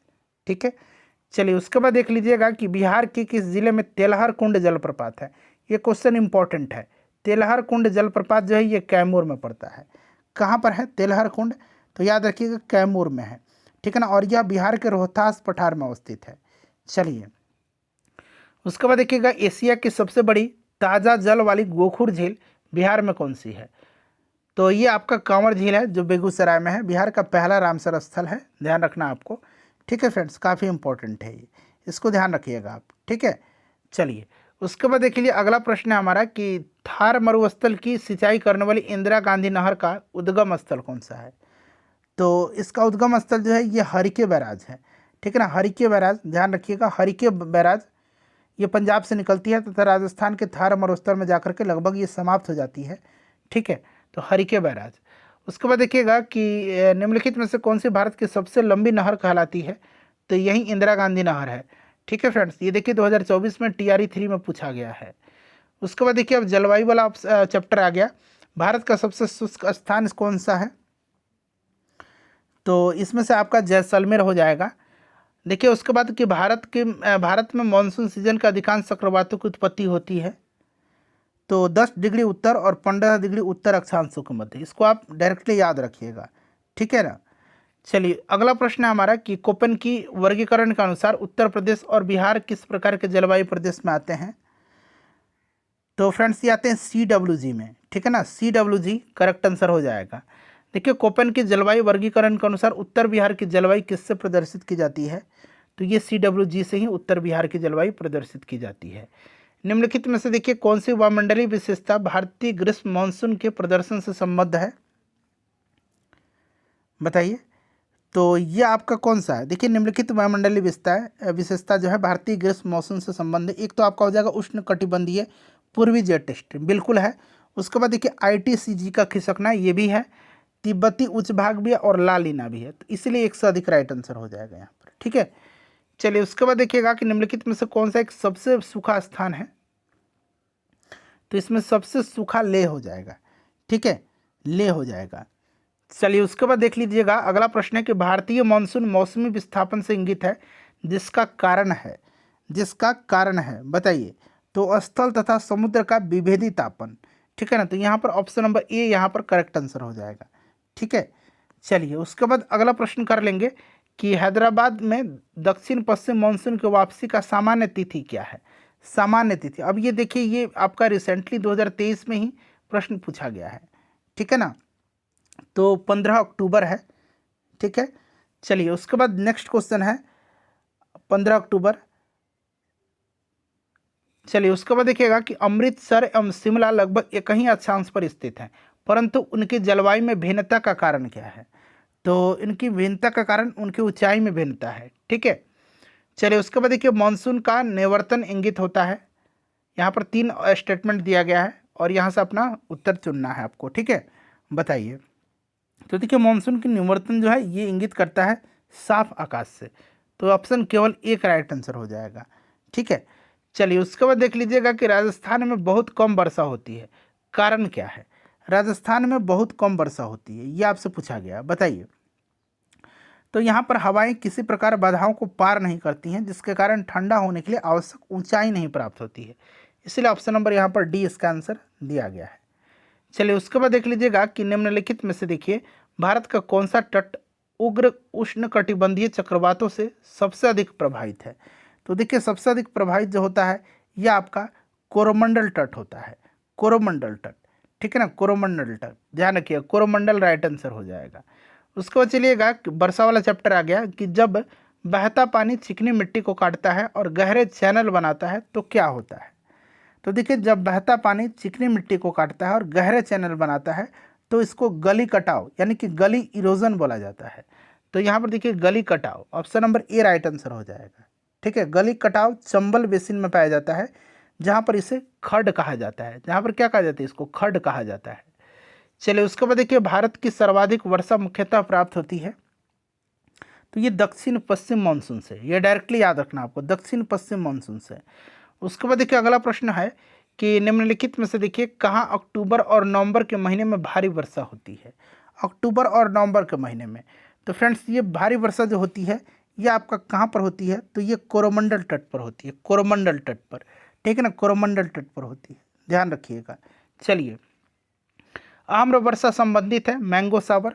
तो देखिए आम्र वर्षा जो है ना ये संबंधित है, आम्र वर्षा कर्नाटक और केरल में होने वाली मानसून पूर्व वर्षा फुहार है, मानसून पूर्व याद रखिएगा। ठीक है ना, जो आम की फसल के लिए अत्यधिक लाभकारी होती है। तो यहाँ पर देखिए आम की फसल। उसके बाद देखिए चेरापूंजी अवस्थित है, चेरापूंजी। तो चेरापूंजी जो है ये आपका मेघालय में है, मौसिन राम भी मेघालय में है, ध्यान रखना आपको। ठीक है, चलिए उसके बाद देखिएगा ग्रीष्म के अंत में पूर्व मानसून वर्षा होती है, जो केरल और कर्नाटक के तटीय क्षेत्रों में एक समान घटना है। इसे स्थानीय रूप से किस नाम से जाना जाता है। तो फ्रेंड्स इसको जाना जाता है किस नाम से, तो मैंगो सावर्स के नाम से। ठीक है, चलिए यहाँ पर देखिए पूर्व मानसून। नेक्स्ट क्वेश्चन है हमारा कि भारत में जिन क्षेत्रों में शुष्क भूमि कृषि की जाती है उनमें वर्षा कितना जो होता है कम होता है, बताइए। तो यहाँ पर आपका हो जाएगा 75 सेंटीमीटर से। ठीक है ना, 75 सेंटीमीटर, ध्यान रखिएगा। चलिए उसके बाद देखिए अगला प्रश्न है हमारा कि निम्न राज्यों में से किस राज्य में जाड़े के मौसम में बारिश होती है। जाड़े के मौसम में, तो फ्रेंड्स ये तमिलनाडु में होती है, तमिलनाडु में होती है। ठीक है, तमिलनाडु तथा दक्षिण पूर्वी केरल में आंशिक क्षेत्र में ये वर्षा होती है, इसको ध्यान रखिएगा। चलिए उसके बाद देखिएगा प्राकृतिक आपदाएं, यहाँ पर मिलान करना है। ठीक है ना, तो एक एक करके हम लोग मिलान कर लेंगे। तो यहाँ पर देखेंगे आप, तो देखिए बाढ़ हो जाएगा उत्तर प्रदेश और बिहार का मैदान, क्लियर। भूकंप हो जाएगा हिमालय के गिरिपद क्षेत्र। सूखा जो है ये हो जाएगा आपका मध्य पूर्वी भारत, और चक्रवात हो जाएगा झारखंड तथा उत्तरी उड़ीसा। ठीक है, चलिए उसके बाद देखिएगा मिट्टियाँ, काली मिट्टी के बारे में हम लोग पढ़ेंगे। देखिए काली मिट्टी के लिए निम्नलिखित में से किस शब्दावली का प्रयोग होता है। तो काली मिट्टी को रेगुर मिट्टी कहा जाता है, ये चीज़ आप जानते हैं। ठीक है ना, काली मिट्टी को क्या कहा जाता है, काली मिट्टी को रेगुर मिट्टी कहा जाता है। क्लियर? तो यहाँ पर आप देख सकते हैं रेगुर मिट्टी, और इसको जो है काली कपास वाली मिट्टी भी कहा जाता है। ठीक है, तो एक तो आपका हो गया यहाँ पर रेगुर मिट्टी और काली कपास वाली मिट्टी, तो इसीलिए एक से अधिक यहाँ पर राइट आंसर हो जाएगा। ठीक है फ्रेंड्स, इसको आप ध्यान रखिएगा, और कपास की खेती के लिए ये आपकी उपयुक्त होती है। चलिए उसके बाद देखिएगा कि निम्नलिखित में से देखिए किस राज्य में काली मिट्टी पाई जाती है। तो देखिए काली मिट्टी की अगर हम बात करते हैं, तो देखिए काली मिट्टी की बात करते हैं तो काली मिट्टी जो है ना, ये आपके पाई जाती है गुजरात में, महाराष्ट्र में, आंध्र प्रदेश में, तमिलनाडु में। ठीक है ना, तो यहाँ पर आप देख सकते हैं गुजरात भी दिया गया है, कर्नाटक वगैरह में पाई जाती हैं। ठीक है, तो ध्यान रखिएगा, आपका गुजरात, आंध्र प्रदेश, तमिलनाडु, महाराष्ट्र, कर्नाटक, इन सब जगहों पर ये पाई जाती हैं। ठीक है, तो एक से अधिक यहाँ पर करेक्ट आंसर हो जाएगा। उसके बाद देखिए रेगुर किसका नाम है, तो ये काली मिट्टी का। देखिए रेगुर मिट्टी सबसे ज़्यादा है कहाँ पर, तो रेगुर मिट्टी सबसे ज़्यादा जो है फ्रेंड्स ये आपका है महाराष्ट्र में। ठीक है, ध्यान रखिएगा। चलिए उसके बाद देखिएगा दोमट या जलोढ़ मिट्टी, भारत में कौन सी मिट्टी नदियों द्वारा निर्मित है, तो नदी द्वारा जो निर्मित मिट्टी है इसको जलोढ़ मिट्टी कहा जाता है। ठीक है, जलोढ़ मिट्टी, और सबसे ज़्यादा विस्तार इसी का है। ठीक है, चलिए जलोढ़ मिट्टी, और जलोढ़ मिट्टी दो प्रकार की होती है, एक होती है प्राचीन जलोढ़ मिट्टी जिसको कि बांगर कहा जाता है, और एक होती है नवीन जलोढ़ मिट्टी जिसको कि खादर कहा जाता है। देखिए गंगा के मैदान की पुरानी कच्छारी मिट्टी कहलाती है, पुरानी, तो पुरानी को क्या कहा जाता है, प्राचीन को बांगर कहा जाता है, तो बांगर हो जाएगा, और नवीन को खादर कहा जाता है। ठीक है ना।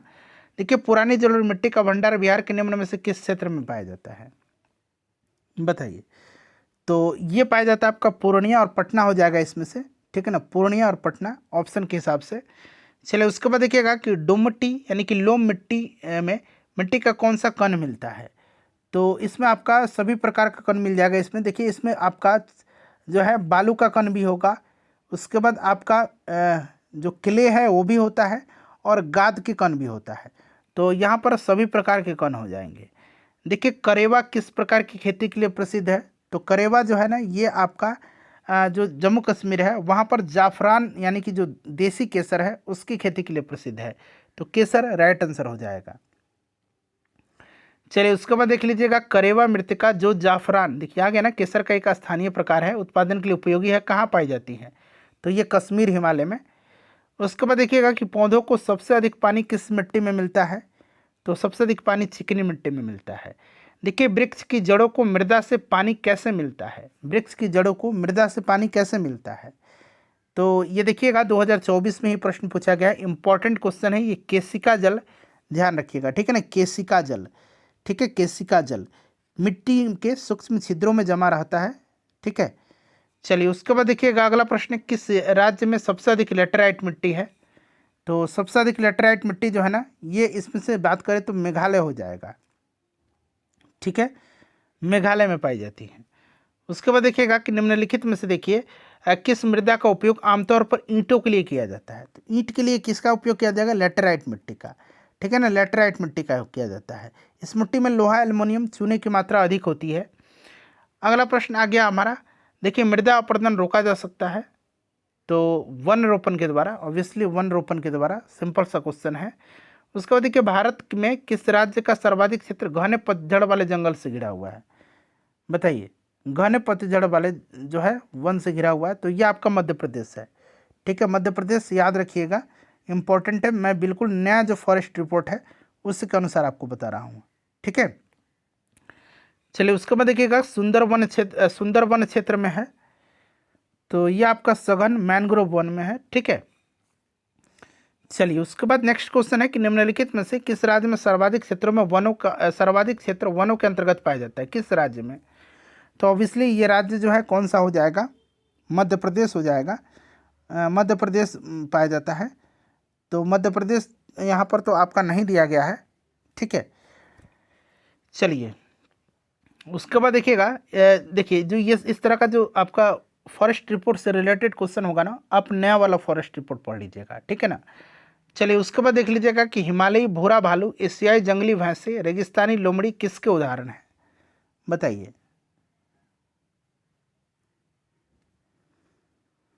तो फ्रेंड्स ये दुर्लभ प्रजाति के हैं। ठीक है, दुर्लभ प्रजाति के हैं ये, ध्यान रखिएगा।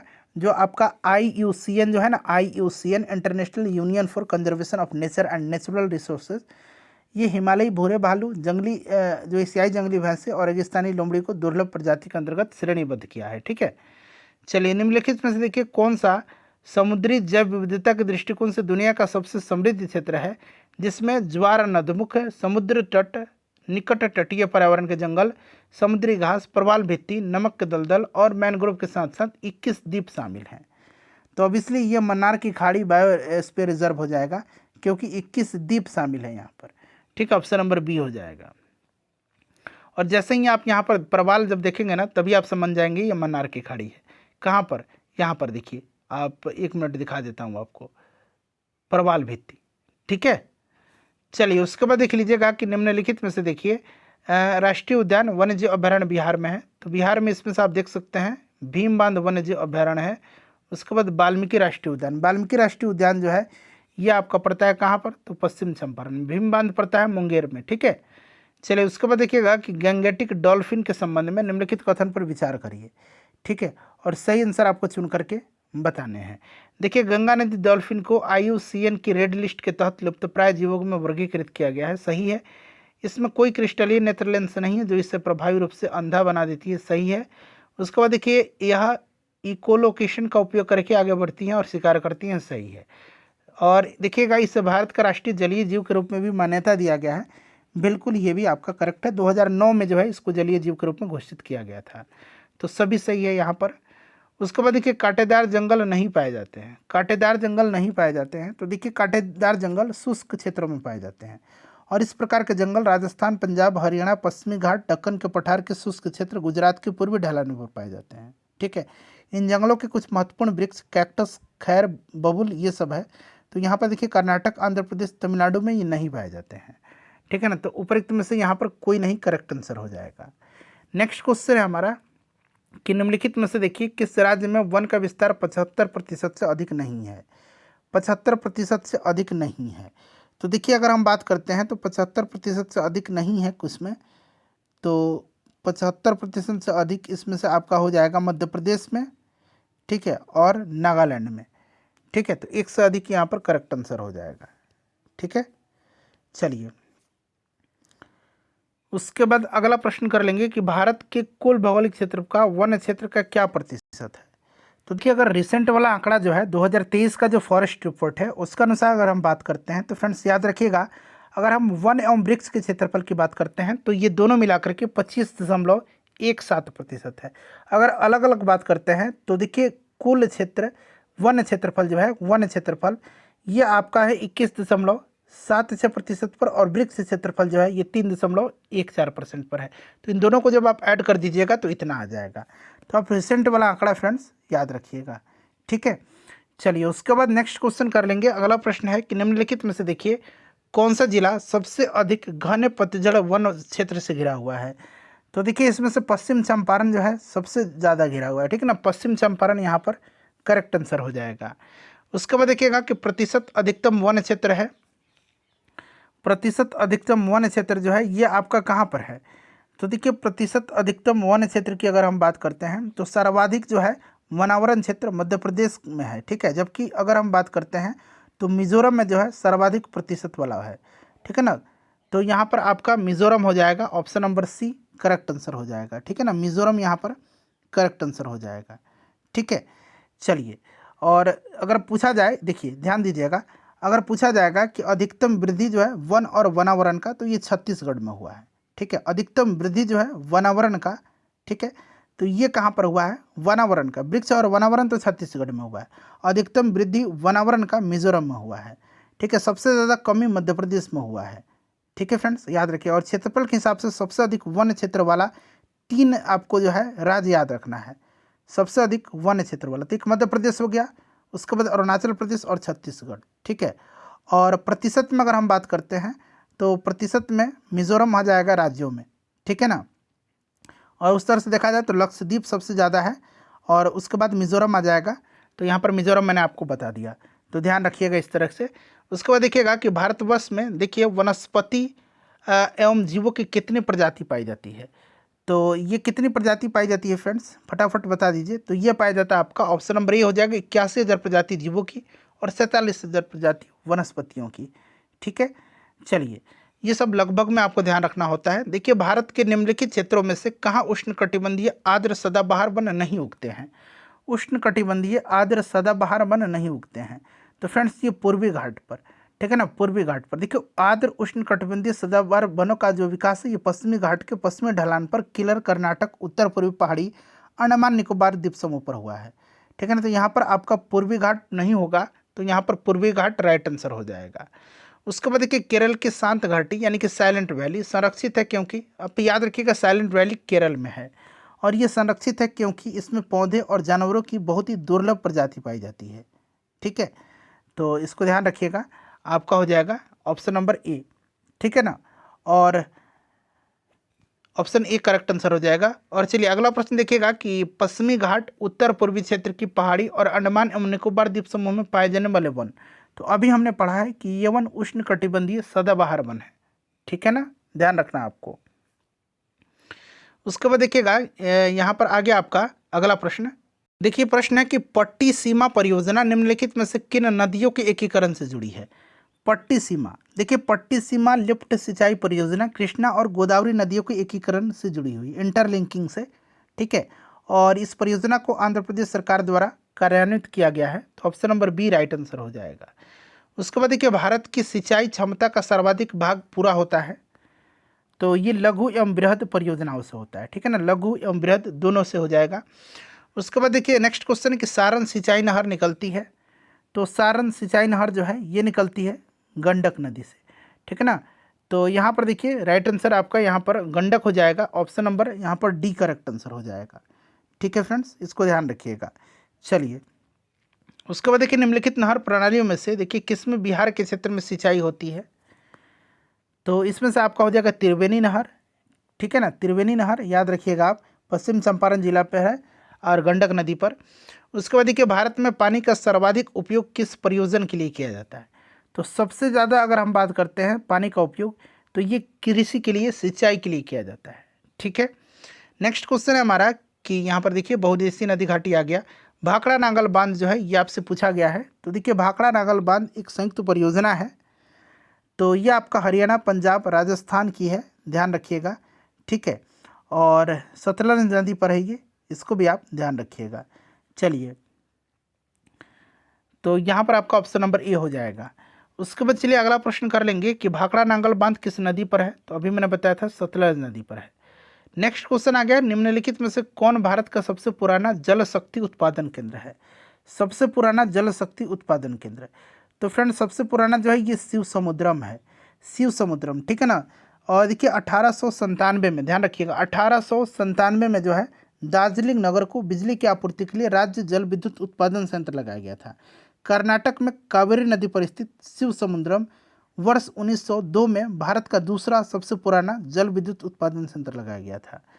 तो यहाँ पर अगर हम बात करते हैं तो ऑप्शन डी यहाँ पर शिव समुद्रम हो जाएगा। ठीक है, चलिए इसमें से शिव समुद्रम हो जाएगा, निम्नांकित में से पूछा है। उसके बाद देखिएगा नागार्जुन सागर बांध, तो ये आपको पता है कि ये आपका कृष्णा नदी पर है नागार्जुन सागर बांध। ठीक है, चलिए, और ये आंध्र प्रदेश की सबसे बड़ी परियोजना है, कृष्णा नदी पर है। चलिए, और ये वर्तमान में आंध्र प्रदेश, तेलंगाना दोनों राज्यों में विस्तारित है। अब हीराकुंड बांध, तो हीराकुंड बांध जो है ये आप किस नदी पर बनाया गया है। तो हीराकुंड महानदी पर बनाया गया है, उड़ीसा में, आपको याद होगा। चलिए उसके बाद देखिएगा दामोदर नदी घाटी, तो देखिए पूछा गया है कि मैथन, बेल पहाड़ी और तिलैया बांध किस नदी पर बनाया गया है। तो बहुत ही सिंपल है, बराकर नदी पर। ठीक है ना, बराकर नदी राइट आंसर हो जाएगा। उसके बाद देखिएगा कि प्रधानमंत्री नरेंद्र मोदी ने हाल ही में देखिए मंडल बांध परियोजना की नींव रखी, किस नदी पर जो है यहाँ पूछा गया है कि नींव किस नदी पर बनाने के लिए रखी थी। तो मंडल बांध परियोजना, तो फ्रेंड्स ये रखा है इन्होंने उत्तरी कोयल नदी पर। ठीक है ना, उत्तरी कोयल नदी पर। उसके बाद देखिएगा कि चंबल नदी पर राणा प्रताप सागर जल विद्युत परियोजना किस राज्य में स्थित है। तो फ्रेंड्स ये राजस्थान में है। कहाँ पर है, राजस्थान में है, ध्यान रखना आपको, राजस्थान में है। चलिए उसके बाद देखिएगा कृषि में युग्म पैदावार का से खालिस्तान दिया गया उगाने से है, बताइए। तो ये एक विभिन्न मौसमों पर दो फसल, ठीक है ना, युग्म पैदावार का आशय विभिन्न मौसमों पर दो फसल को उगाने से है। ठीक है, डबल क्रॉपिंग इसको मतलब कहा जाएगा युग्म पैदावार को। तो यहाँ पर चलिए ऑप्शन ए हो जाएगा।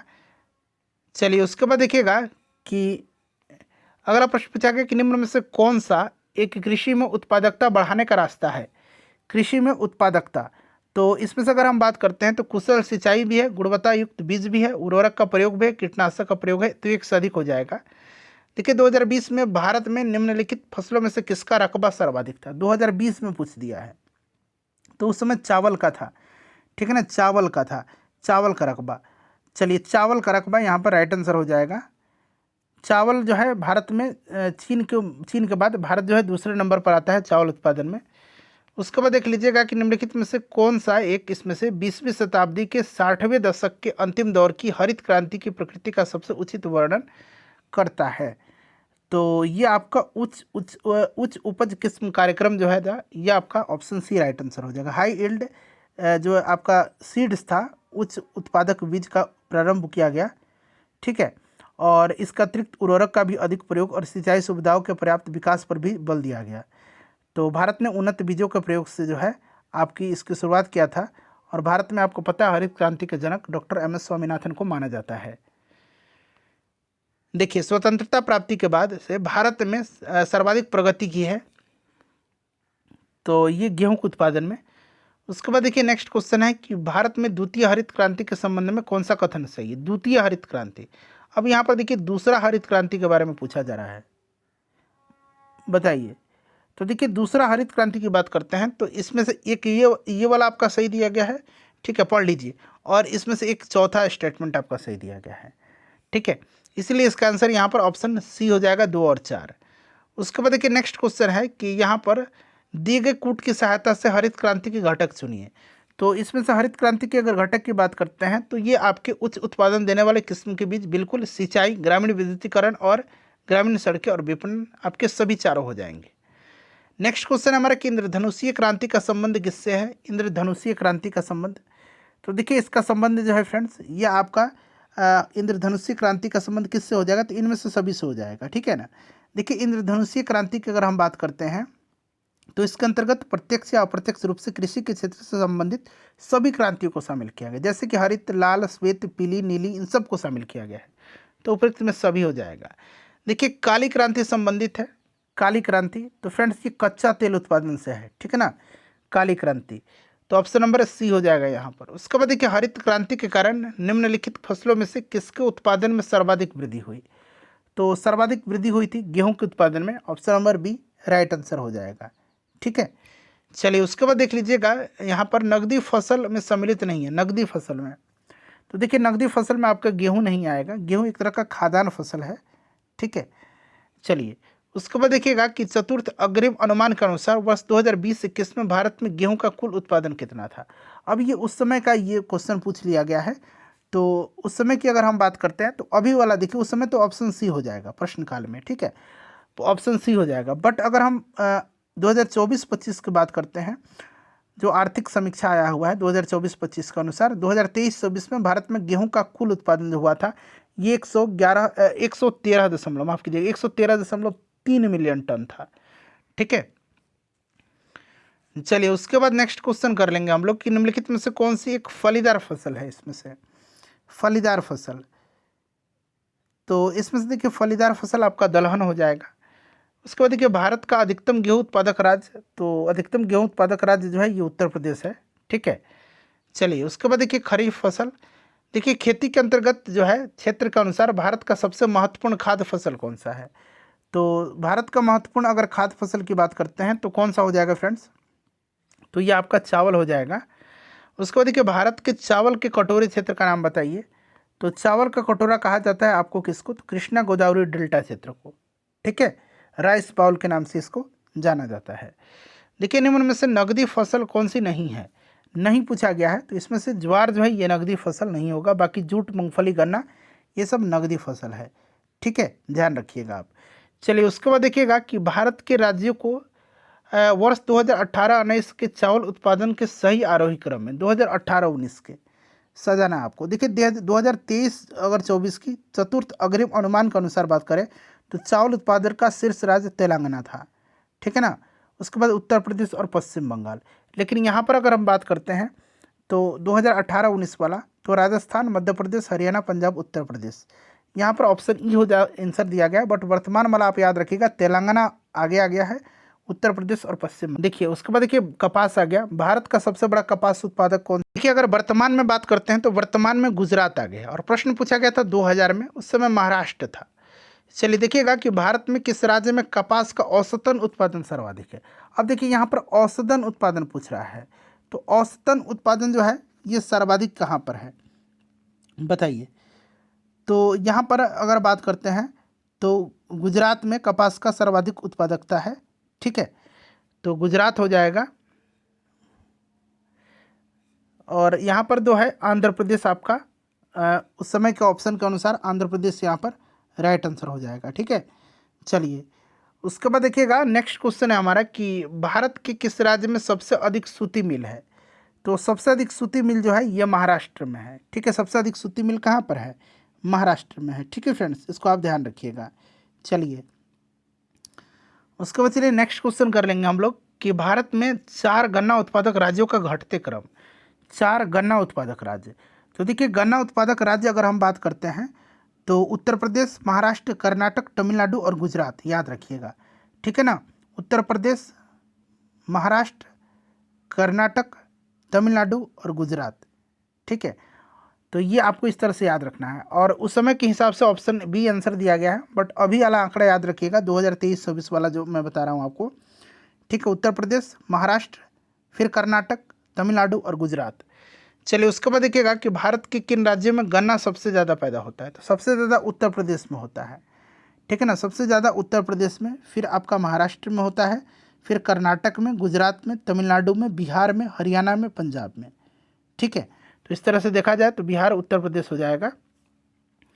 उसके बाद देखिए अगला प्रश्न है कि भारत के किन राज्यों में से जो है चीनी का कटोरा किसको कहा जाता है। तो चीनी का कटोरा कहा जाता है उत्तर प्रदेश को, ठीक है। चलिए उत्तर प्रदेश को कहा जाता है। चलिए उसके बाद देख लीजिएगा तिलहन आ गया। शुष्क भूमि के लिए सर्वाधिक उचित फसल कौन सी है। तो ये मूंगफली हो जाएगा, ठीक है ना, मूंगफली करेक्ट आंसर हो जाएगा। उसके बाद देखिएगा कि निम्न कॉफ़ी उत्पादक क्षेत्रों में से कौन सा क्षेत्र कर्नाटक में नहीं है। तो इसमें से कर्नाटक में आपका पुलनेज नहीं है, बाकी कुर्ग, चिकमंगलुर, बाबा बुदनगिरी ये कर्नाटक में है, ठीक है ना, ध्यान रखिएगा। यहाँ पर हम बात करेंगे पुलनेज कहाँ पर है, तो आपको याद रखना है पुलनेज जो है ना ये तमिलनाडु में है, ठीक है। चलिए उसके बाद देखिएगा कि भारत सर्वश्रेष्ठ उत्पादक और उपभोक्ता है। तो देखिए प्रश्न काल में तो दाल और चाय दोनों के उत्पादन और उपभोग में भारत अग्रणी था, बट अभी के अनुसार इसमें से कोई नहीं आंसर होगा, ठीक है। चलिए उसके बाद देखिएगा कि भारत अपनी आवश्यकता से अधिक उत्पादन करता है। भारत अपनी आवश्यकता से अधिक उत्पादन जो है किसका करता है। तो इसमें से अगर हम बात करते हैं तो चाय राइट आंसर हो जाएगा, ठीक है ना। 2022 में विश्व के चाय निर्यातक देशों में भारत चौथे स्थान पर था। और देखिए 2023-24 की अगर हम बात करते हैं तो भारत के निर्यातों में चाय की प्रतिशत हिस्सेदारी लगभग 250.73 मिलियन किलोग्राम है। चलिए उसके बाद देख लीजिए अगला प्रश्न कि भारत का सबसे बड़ा रबर उत्पादक राज्य कौन सा है। तो सबसे बड़ा रबर उत्पादक राज्य जो है ये आपका केरल हो जाएगा, ठीक है ना, केरल करेक्ट आंसर हो जाएगा। केरल यहाँ पर आपका राइट आंसर हो जाएगा।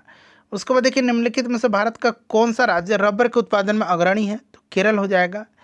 देखिए कौन सा जो है इसमें से एक जायद फसल है। जायद फसल इसमें से कौन सा हो जाएगा। देखिए ये 70वीं बीपीएससी में पूछा गया है। तो ये चारा जो है ना ये आपका फूडर जो है, फूडर ये आपका जायद फसल है, ठीक है, ध्यान रखिएगा। चलिए देखिएगा कि निम्नलिखित कथनों पर विचार करें और यहाँ से आपको सही आंसर चुन करके इसमें से आपको बताने हैं, ठीक है। तो यहाँ पर देखिए पूछा गया है कि जो फसलें वर्षा ऋतु में बोई जाती है वो रबी फसल कहलाती है। नहीं, ठीक है ना, वर्षा ऋतु में बोई जाने वाली फसल खरीफ होती है। तो गलत हो गया। धान, मक्का, सोयाबीन, मूंगफली, कपास रबी फसल है। नहीं, ये सब आपके जो हैं खरीफ फसल हैं, ठीक है। शीत ऋतु में देखिए उगाई जाने वाली फसलें खरीफ फसल कहलाती नहीं, रबी फसल ही कहलाती है। गलत हो गया। तो कोई भी इसमें से आपका सही नहीं है ना, उपरोक्त में से कोई नहीं। चलिए भारत का सर्वाधिक पटसन उत्पादक राज्य कौन सा है। तो सर्वाधिक पटसन उत्पादक पश्चिम बंगाल हो जाएगा। भारत का कौन सा राज्य मोटा अनाज का सबसे बड़ा उत्पादक है? तो मोटा अनाज का सबसे ज़्यादा जो है आपका राजस्थान है। उसके बाद देखिएगा कि निम्नलिखित में से कौन सी जायद फसल इसमें से, तो जायद फसल इसमें से एक से अधिक हो जाएगा। क्यों? क्योंकि इसमें से आप देखेंगे तो एक से अधिक हो जाएगा, ठीक है ना। उड़द, तरबूज ये सब जायद फसल होते हैं, ठीक है। चलिए उसके बाद देखिएगा कि फलों एवं सब्जियों की खेती क्या कहलाती है? तो देखिए फलों एवं सब्जियों की खेती जो है ना, ये आपका क्या कहलाता है? तो इसको कहा जाता है आपका कौन सा, हॉर्टिकल्चर कहा जाता है, ठीक है ना, बागवानी कहा जाता है, हॉर्टिकल्चर। चलिए फूलों की खेती को फ्लोरिकल्चर कहा जाता है। उसके बाद देखिएगा कि निम्नलिखित में से देखिए नगदी फसल कौन सी इसमें से नहीं है? तो मैंने बताया था आपको कि ज्वार नहीं, ये प्रश्न रिपीट भी हुआ है, एक बार देख सकते हैं। चलिए उसके बाद देखिए निम्नलिखित में से कौन सी मवेशी नस्ल राजस्थान की नहीं है? तो इसमें से देखिएगा यहाँ पर आप हल्लीकर देख रहे हैं, ये राजस्थान का नस्ल नहीं है, ये कर्नाटक का एक मवेशी नस्ल है, ठीक है, इसको आप ध्यान रखिएगा। चलिए उसके बाद देखिएगा कि भारत में खनिज उत्पादन में समृद्ध राज्य पहचानिए। तो खनिज उत्पादन में अगर हम समृद्ध राज्य की बात करते हैं तो उड़ीसा भी है, मध्य प्रदेश भी है। मतलब इसमें से इस तरह से आंसर तो ढूंढना बड़ा मुश्किल हो जाता है, ठीक है। तो इसीलिए यहाँ पर अगर हम बात करते हैं वर्तमान में अगर, तो उड़ीसा में तो हर चीज़ में देख सकते हैं मिनरल का उत्पादन सबसे ज़्यादा होता है, खनिज का। चलिए उसके बाद देख लीजिएगा कि भारत के किस राज्य को खनिज लवणों का राज्य कहा जाता है? तो ये उड़ीसा को कहा जाता है, ठीक है ना, उड़ीसा को कहा जाता है स्टेट ऑफ मिनरल्स, ध्यान रखिएगा आप।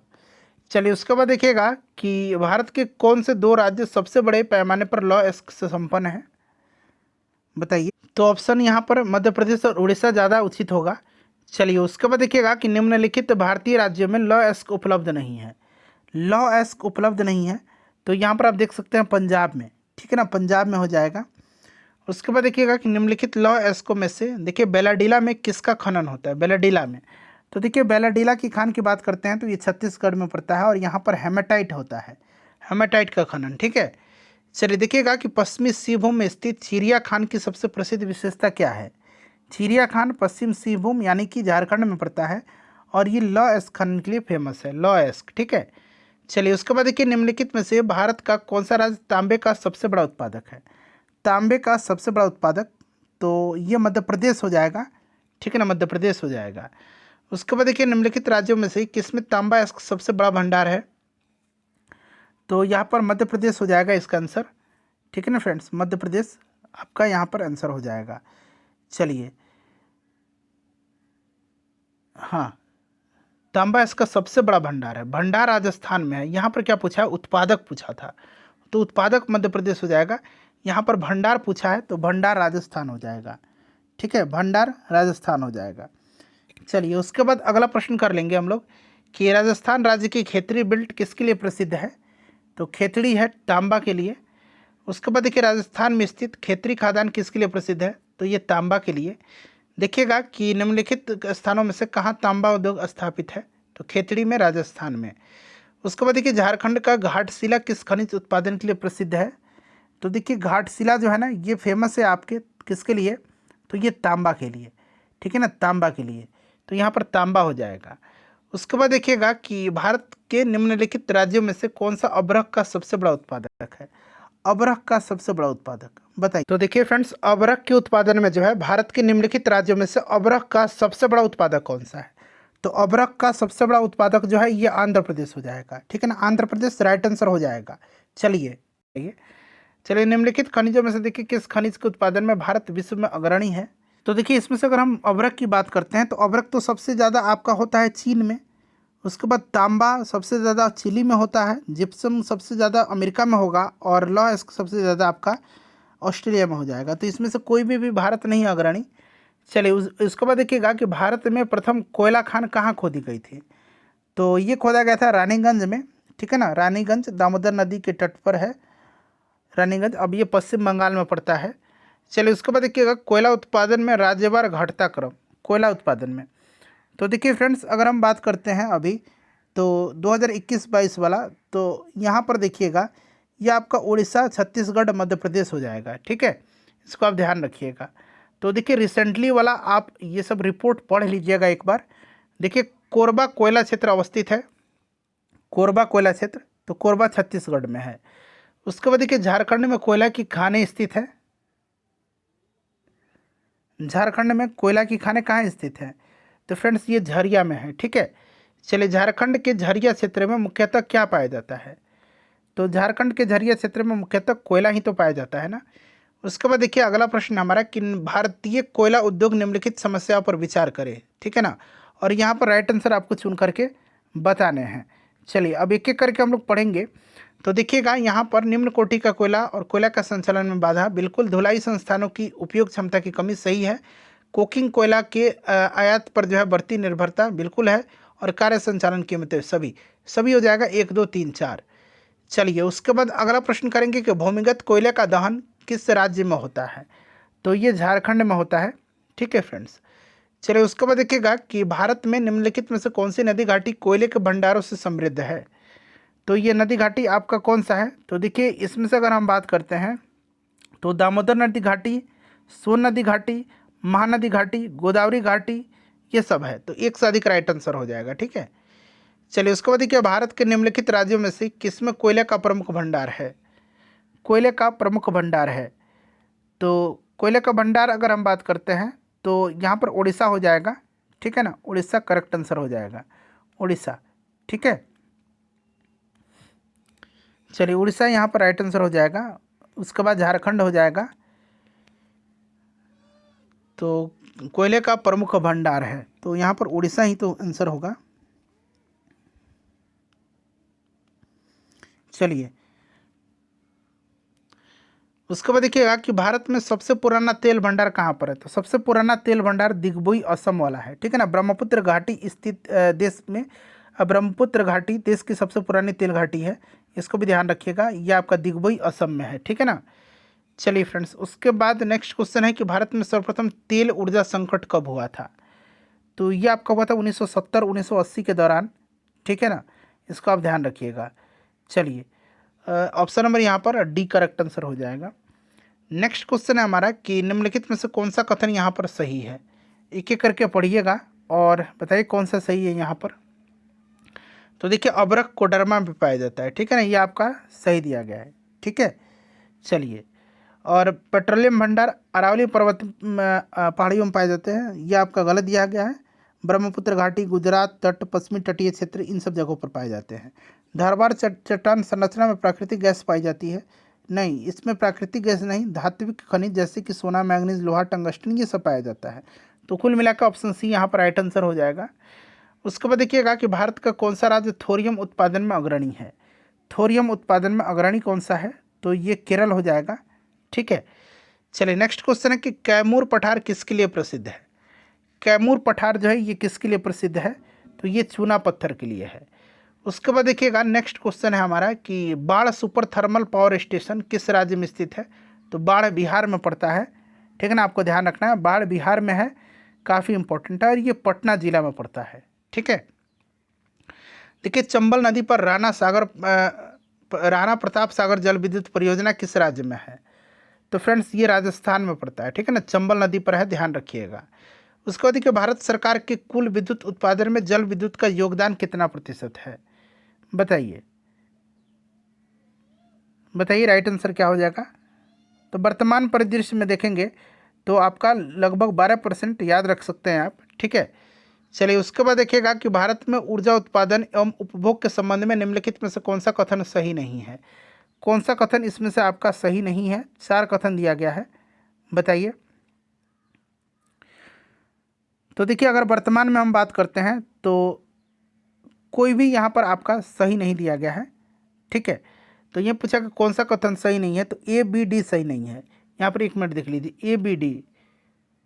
ठीक है, ए बी डी सही नहीं है, ए बी और डी सही नहीं है। तो इस तरह से तो कोई मतलब ऑप्शन से तो आप ढूंढ ही नहीं पाएंगे। ठीक है, चलिए भारत में प्रति व्यक्ति ऊर्जा की खपत 1994 में थी, तो 1994 में थी। अब वर्तमान में अगर हम बात करते हैं तो 1994 में 244 किलोग्राम तेल के बराबर थी, और ऑप्शन सी दिया गया 243 किलोग्राम तेल के बराबर यहाँ पर। ठीक है, उस समय का बात है। और देखिएगा अभी अभी की हिसाब से अगर बात करते हैं तो ये कितना हो जाएगा 2023-24 के अनुसार, जो है 2023-24 में प्रति व्यक्ति अंतिम ऊर्जा खपत 43 टन तेल के समतुल था, जबकि एनर्जी स्टैटिक्स इंडिया 2024 के अनुसार 2022-23 में प्रति व्यक्ति आपका ऊर्जा खपत 25,424 मेगावाट है। तो ये सब आप ध्यान रख लीजिएगा। भारत में देखिए राज्य विद्युत बोर्डों की वित्तीय रुग्णता के निम्नलिखित कारणों पर विचार करें और यहाँ पर उपरोक्त में से आपका सही आंसर चुनना है। मैं आपको सीधे आंसर बता देता हूँ। तो देखिए यहाँ पर आपका 1, 2, 3, 4 सभी आंसर हो जाएगा, ठीक है ना फ्रेंड्स। चलिए उसके बाद देखिएगा कि निम्न राज्यों में से यहाँ पर देखिए कि कौन सा राज्य भारत में सर्वाधिक सौर ऊर्जा उत्पादक है। सर्वाधिक सौर ऊर्जा उत्पादक, तो देखिए सर्वाधिक सौर ऊर्जा उत्पादक जो है ना, ये इसमें से आपका राजस्थान हो जाएगा, ठीक है ना। तो राजस्थान हो जाएगा ऑप्शन नंबर डी, ठीक है। सबसे ज़्यादा इसमें से आपका राजस्थान हो जाएगा, तो राजस्थान आपका करेक्ट आंसर हो जाएगा। चलिए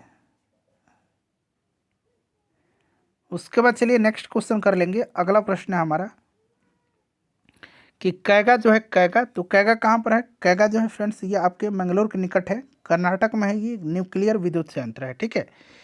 चलिए उसके बाद देखिएगा नेक्स्ट क्वेश्चन हमारा कि भारत के राष्ट्रीय पुस्तकालय ने अपनी यात्रा किसके उद्घाटन से शुरू किया था? तो ये आपका किया था किसके उद्घाटन से? तो ध्यान रखिएगा ये मार्च 1836 में कलकत्ता पब्लिक लाइब्रेरी से, ठीक है। तो इसको ध्यान रखना है, कलकत्ता पब्लिक लाइब्रेरी के गठन के साथ शुरू हुआ था 1836 में। चलिए उसके बाद देखिएगा कि देखिए स्टेनलेस स्टील मिश्र धातु है, तो ये लोहा और क्रोमियम का है। उसके बाद देखिए नेक्स्ट क्वेश्चन है कि भारत में कतिपय लौह इस्पात संयंत्र पश्चिमी तट में से होकर के आयोजित किए जाते हैं, ठीक है। इस उद्योग के ऐसे अवस्थितीय स्थानांतरण का प्रमुख कारण क्या है? तो देखिए इसका प्रमुख कारण है कि गोवा एवं मध्य प्रदेश के कुछ भागों में उत्तम श्रेणी के लौह निक्षेपों का मिलना और इस क्षेत्र से इस्पात निर्यात की तुलनात्मक सुविधा, ठीक है ना। तो ऑप्शन बी यहाँ पर राइट आंसर हो जाएगा। उसके बाद देखिए टिस्को संयंत्र किसके नज़दीक स्थित है? तो टिस्को संयंत्र जो है ये नज़दीक है टाटा नगर की, ठीक है ना। टाटा नगर के नज़दीक है टिस्को, यानी कि Tata iron and steel company limited. 1907 में इसकी स्थापना हुई थी, 1907 में, याद रखिएगा। उसके बाद देखिए Tata iron and steel company की स्थापना किस वर्ष हुई थी, वहीं पूछा गया। तो 1907, अभी जैसे मैंने आपको बताया है। देखिएगा कि तमिलनाडु में सर्वाधिक सूती वस्त्र के कारखाने कहाँ पाए जाते हैं? तो फ्रेंड्स ये कोयम्बटूर में पाए जाते हैं, ठीक है ना, कोयम्बटूर में पाए जाते हैं। चलिए उसके बाद देखिए अगला प्रश्न है कि निम्नलिखित में से कौन सा उद्योग का केंद्र है? तो ये आपका हो जाएगा इसमें से भीलवाड़ा, ठीक है ना। भीलवाड़ा वस्त्र उद्योग का केंद्र है। यहाँ पर देखिए वस्त्र उद्योग का केंद्र, ठीक है ना, ध्यान रखिए वस्त्र उद्योग राजस्थान में पड़ता है ये। बिहार में डालमिया नगर किसके लिए प्रसिद्ध है? तो डालमिया नगर जो है फ्रेंड्स ये सीमेंट के लिए प्रसिद्ध है, डालमिया नगर, ध्यान रखिएगा, ठीक है। चलिए उसके बाद देखिए अगला प्रश्न है कि भारत का प्रथम उर्वरक संयंत्र कहाँ लगा था?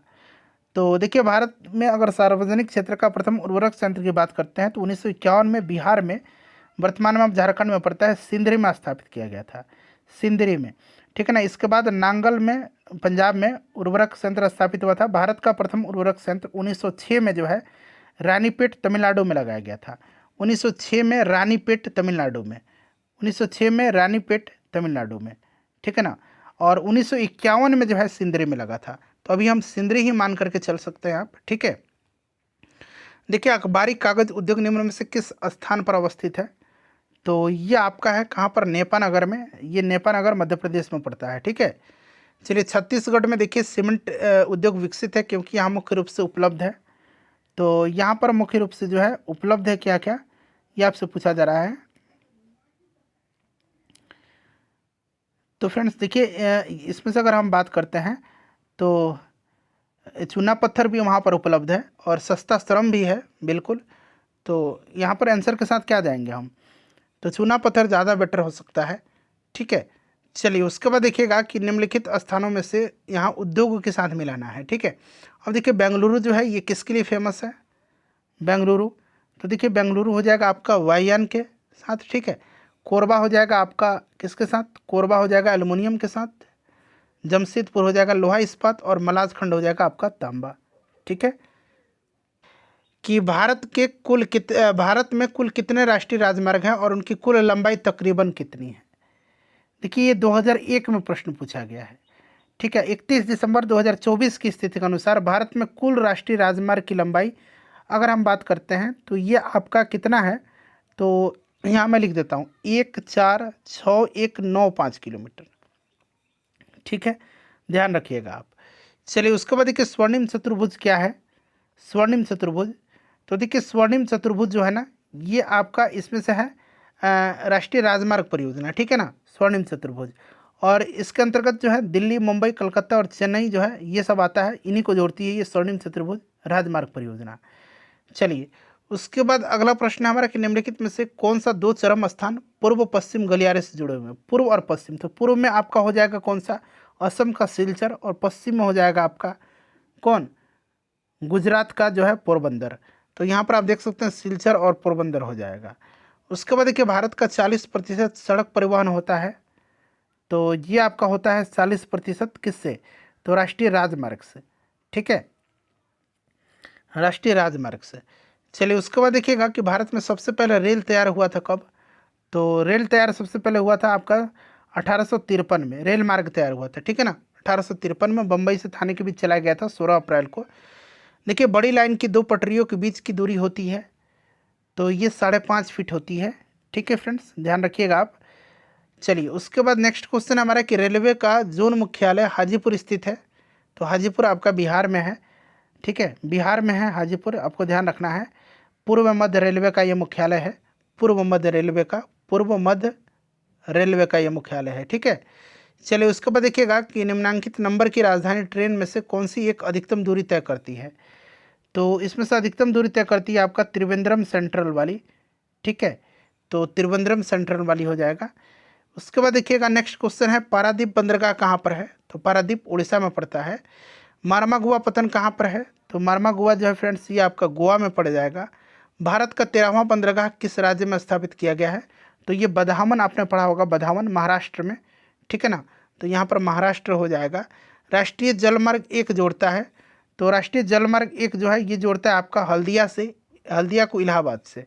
ठीक है, इसको ध्यान रखिएगा। उसके बाद देखिए जवाहरलाल नेहरू बंदरगाह किस राज्य में स्थित है, तो ये महाराष्ट्र में है जवाहरलाल नेहरू बंदरगाह। ठीक है फ्रेंड्स, इसको आप ध्यान रखिएगा। चलिए उसके बाद देखिएगा कि निम्नलिखित बंदरगाहों में से कौन कृत्रिम बंदरगाह है। देखिए 70वीं बीपीएससी में पूछा गया है, तो इसमें से आपका कृत्रिम बंदरगाह चेन्नई हो जाएगा। उसके बाद चलिए नेक्स्ट क्वेश्चन हमारा कि भारत के निम्नलिखित बंदरगाहों को उत्तर से दक्षिण दिशा में व्यवस्थित करना है, उत्तर से दक्षिण में। ठीक है ना, उत्तर से दक्षिण में, तो उत्तर से दक्षिण में अगर व्यवस्थित करेंगे तो आपका सबसे पहले आ जाएगा विशाखापट्टनम, उसके बाद आपका काकीनाडा, फिर आपका आ जाएगा मछलीपट्टनम और फिर नागीपट्टनम। ठीक है, चलिए तो एक यहाँ पर 4 1 2 3 हो जाएगा। उसके बाद देखिएगा कि भारत के निम्नलिखित थर्मल पावर प्रोजेक्टों को पूर्व से पश्चिम दिशा में व्यवस्थित करिए, पूर्व से पश्चिम दिशा में। ठीक है, पूर्व से पश्चिम, तो देखिए पूर्व से अगर पश्चिम की बात करते हैं तो सबसे पहले इसमें नामरूप आ जाएगा, ये असम में है तो सबसे पूर्व में चला गया। उसके बाद आपका ओबरा आ गया, ये आपका उत्तर प्रदेश में है। उसके बाद पारीछा आ गया, पारीछा उत्तर प्रदेश में है। और फिर कोटा आ जाएगा राजस्थान में। ठीक है, चलिए उसके बाद देख लीजिएगा नेक्स्ट क्वेश्चन है कि वह दर्रा जो सर्वाधिक ऊंचाई पर अवस्थित है, वह दर्रा जो सर्वाधिक ऊंचाई पर अवस्थित है बताइए। तो देखिए इसमें से हम बात करते हैं तो इसमें से देखिए दिए गए विकल्प में नाथुला सर्वाधिक ऊंचाई पर स्थित है, नाथुला जो है इसमें से सर्वाधिक ऊंचाई पर है। ठीक है, बट इसमें से अगर हम बात करते हैं तो भारत का सर्वाधिक ऊंचाई पर अवस्थित दर्रा यांगजी दीवान है, यांगजी दीवान है। तो यांगजी दीवान तो ऑप्शन में था ही नहीं, यांगजी दीवान। ठीक है ना, इसलिए यहाँ से कोई नहीं आंसर होगा इसका, निम्नलिखित लगा देता तब यहाँ पर नाथुला के साथ हम लोग चले जाते हैं। ठीक है, चलिए उसके बाद देखिएगा कि भारत में घड़ियाल प्रजनन केंद्र कहाँ स्थापित किया गया है, तो फ्रेंड्स ये मध्य प्रदेश के मुरैना में किया गया है। उसके बाद देखिए गंगा डेल्टा के सदाबहार वन क्षेत्र को क्या कहते हैं, सिंपल सा क्वेश्चन है, इसको सुंदरबन कहा जाता है। उसके बाद देखिए निम्नलिखित में से किस राज्य में नगरीकरण सर्वाधिक हुआ है, तो नगरीकरण सर्वाधिक गोवा में हुआ है। उसके बाद देखिएगा कि भारतवर्ष में सर्वप्रथम दूरभाष का प्रादुर्भाव किस वर्ष हुआ था, तो ये 1851 में हुआ था। ठीक है, सर्वप्रथम टेलीग्राफ सेवा कलकत्ता और डायमंड हार्बर के बीच शुरू हुआ था। चलिए उसके बाद देखिए निम्नलिखित में से किस स्थान में कांगेर घाटी राष्ट्रीय उद्यान है। तो कांगेर घाटी जो है फ्रेंड्स ये आपका छत्तीसगढ़ में है। चलिए उसके बाद देखिएगा कि 1954 में किन दो देशों के बीच कोसी सिंचाई और जल विद्युत परियोजना समझौता हस्ताक्षरित हुआ था। तो ये भारत और नेपाल के बीच हुआ था। नेक्स्ट क्वेश्चन देख लीजिए, अगला प्रश्न है कि RL सिंह के वर्गीकरण स्कीम के अनुसार बिहार किस प्रकार के जलवायु क्षेत्र में आता है। तो बिहार जो आता है ये आता है आपका उपाद्र संक्रमणकालीन।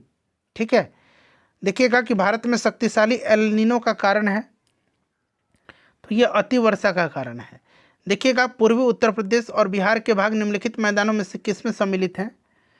तो फ्रेंड्स ये मध्य गंगा के मैदान में। नेक्स्ट क्वेश्चन देखिए, मगध और अंग मैदान निम्नलिखित में से किसके हिस्से हैं। तो ये आपका निम्न गंगा का मैदान है। नेक्स्ट क्वेश्चन देखिए, वाल्मीकि टाइगर रिजर्व किस जिला में है। तो ये पश्चिम चंपारण में है। देखिएगा कुरियर सेवा से प्रतिस्पर्धा के लिए भारतीय डाक विभाग ने द्रुत डाक सेवा का आरंभ कब किया। तो देखिए द्रुत डाक सेवा का आरंभ जो किया गया था ये किया गया था 1986 में। ठीक है, चलिए यानी कि स्पीड पोस्ट का। उसके बाद देखिए भारत का स्थलाकृत मानचित्र किस संगठन के द्वारा बनाया जाता है। तो ये बनाया जाता है भारतीय सर्वेक्षण के द्वारा। देखिएगा हैदराबाद शहर निम्नलिखित देशों में से किस में स्थित है। देखिए एक हैदराबाद जो है भारत में है, तेलंगाना की राजधानी है, और एक हैदराबाद पाकिस्तान में भी है, पाकिस्तान के सिंध प्रांत में है। ठीक है ना, तो एक से अधिक राइट आंसर हो जाएगा, पाकिस्तान भी हो जाएगा, भारत भी हो जाएगा। तो फ्रेंड्स ये पूरा 71 BPSC घटना चक्र इंडियन ज्योग्राफी मैंने आपको कवर करा दिया। सेशन को प्लीज़ लाइक कर दीजिए और इसको शेयर कर दीजिएगा।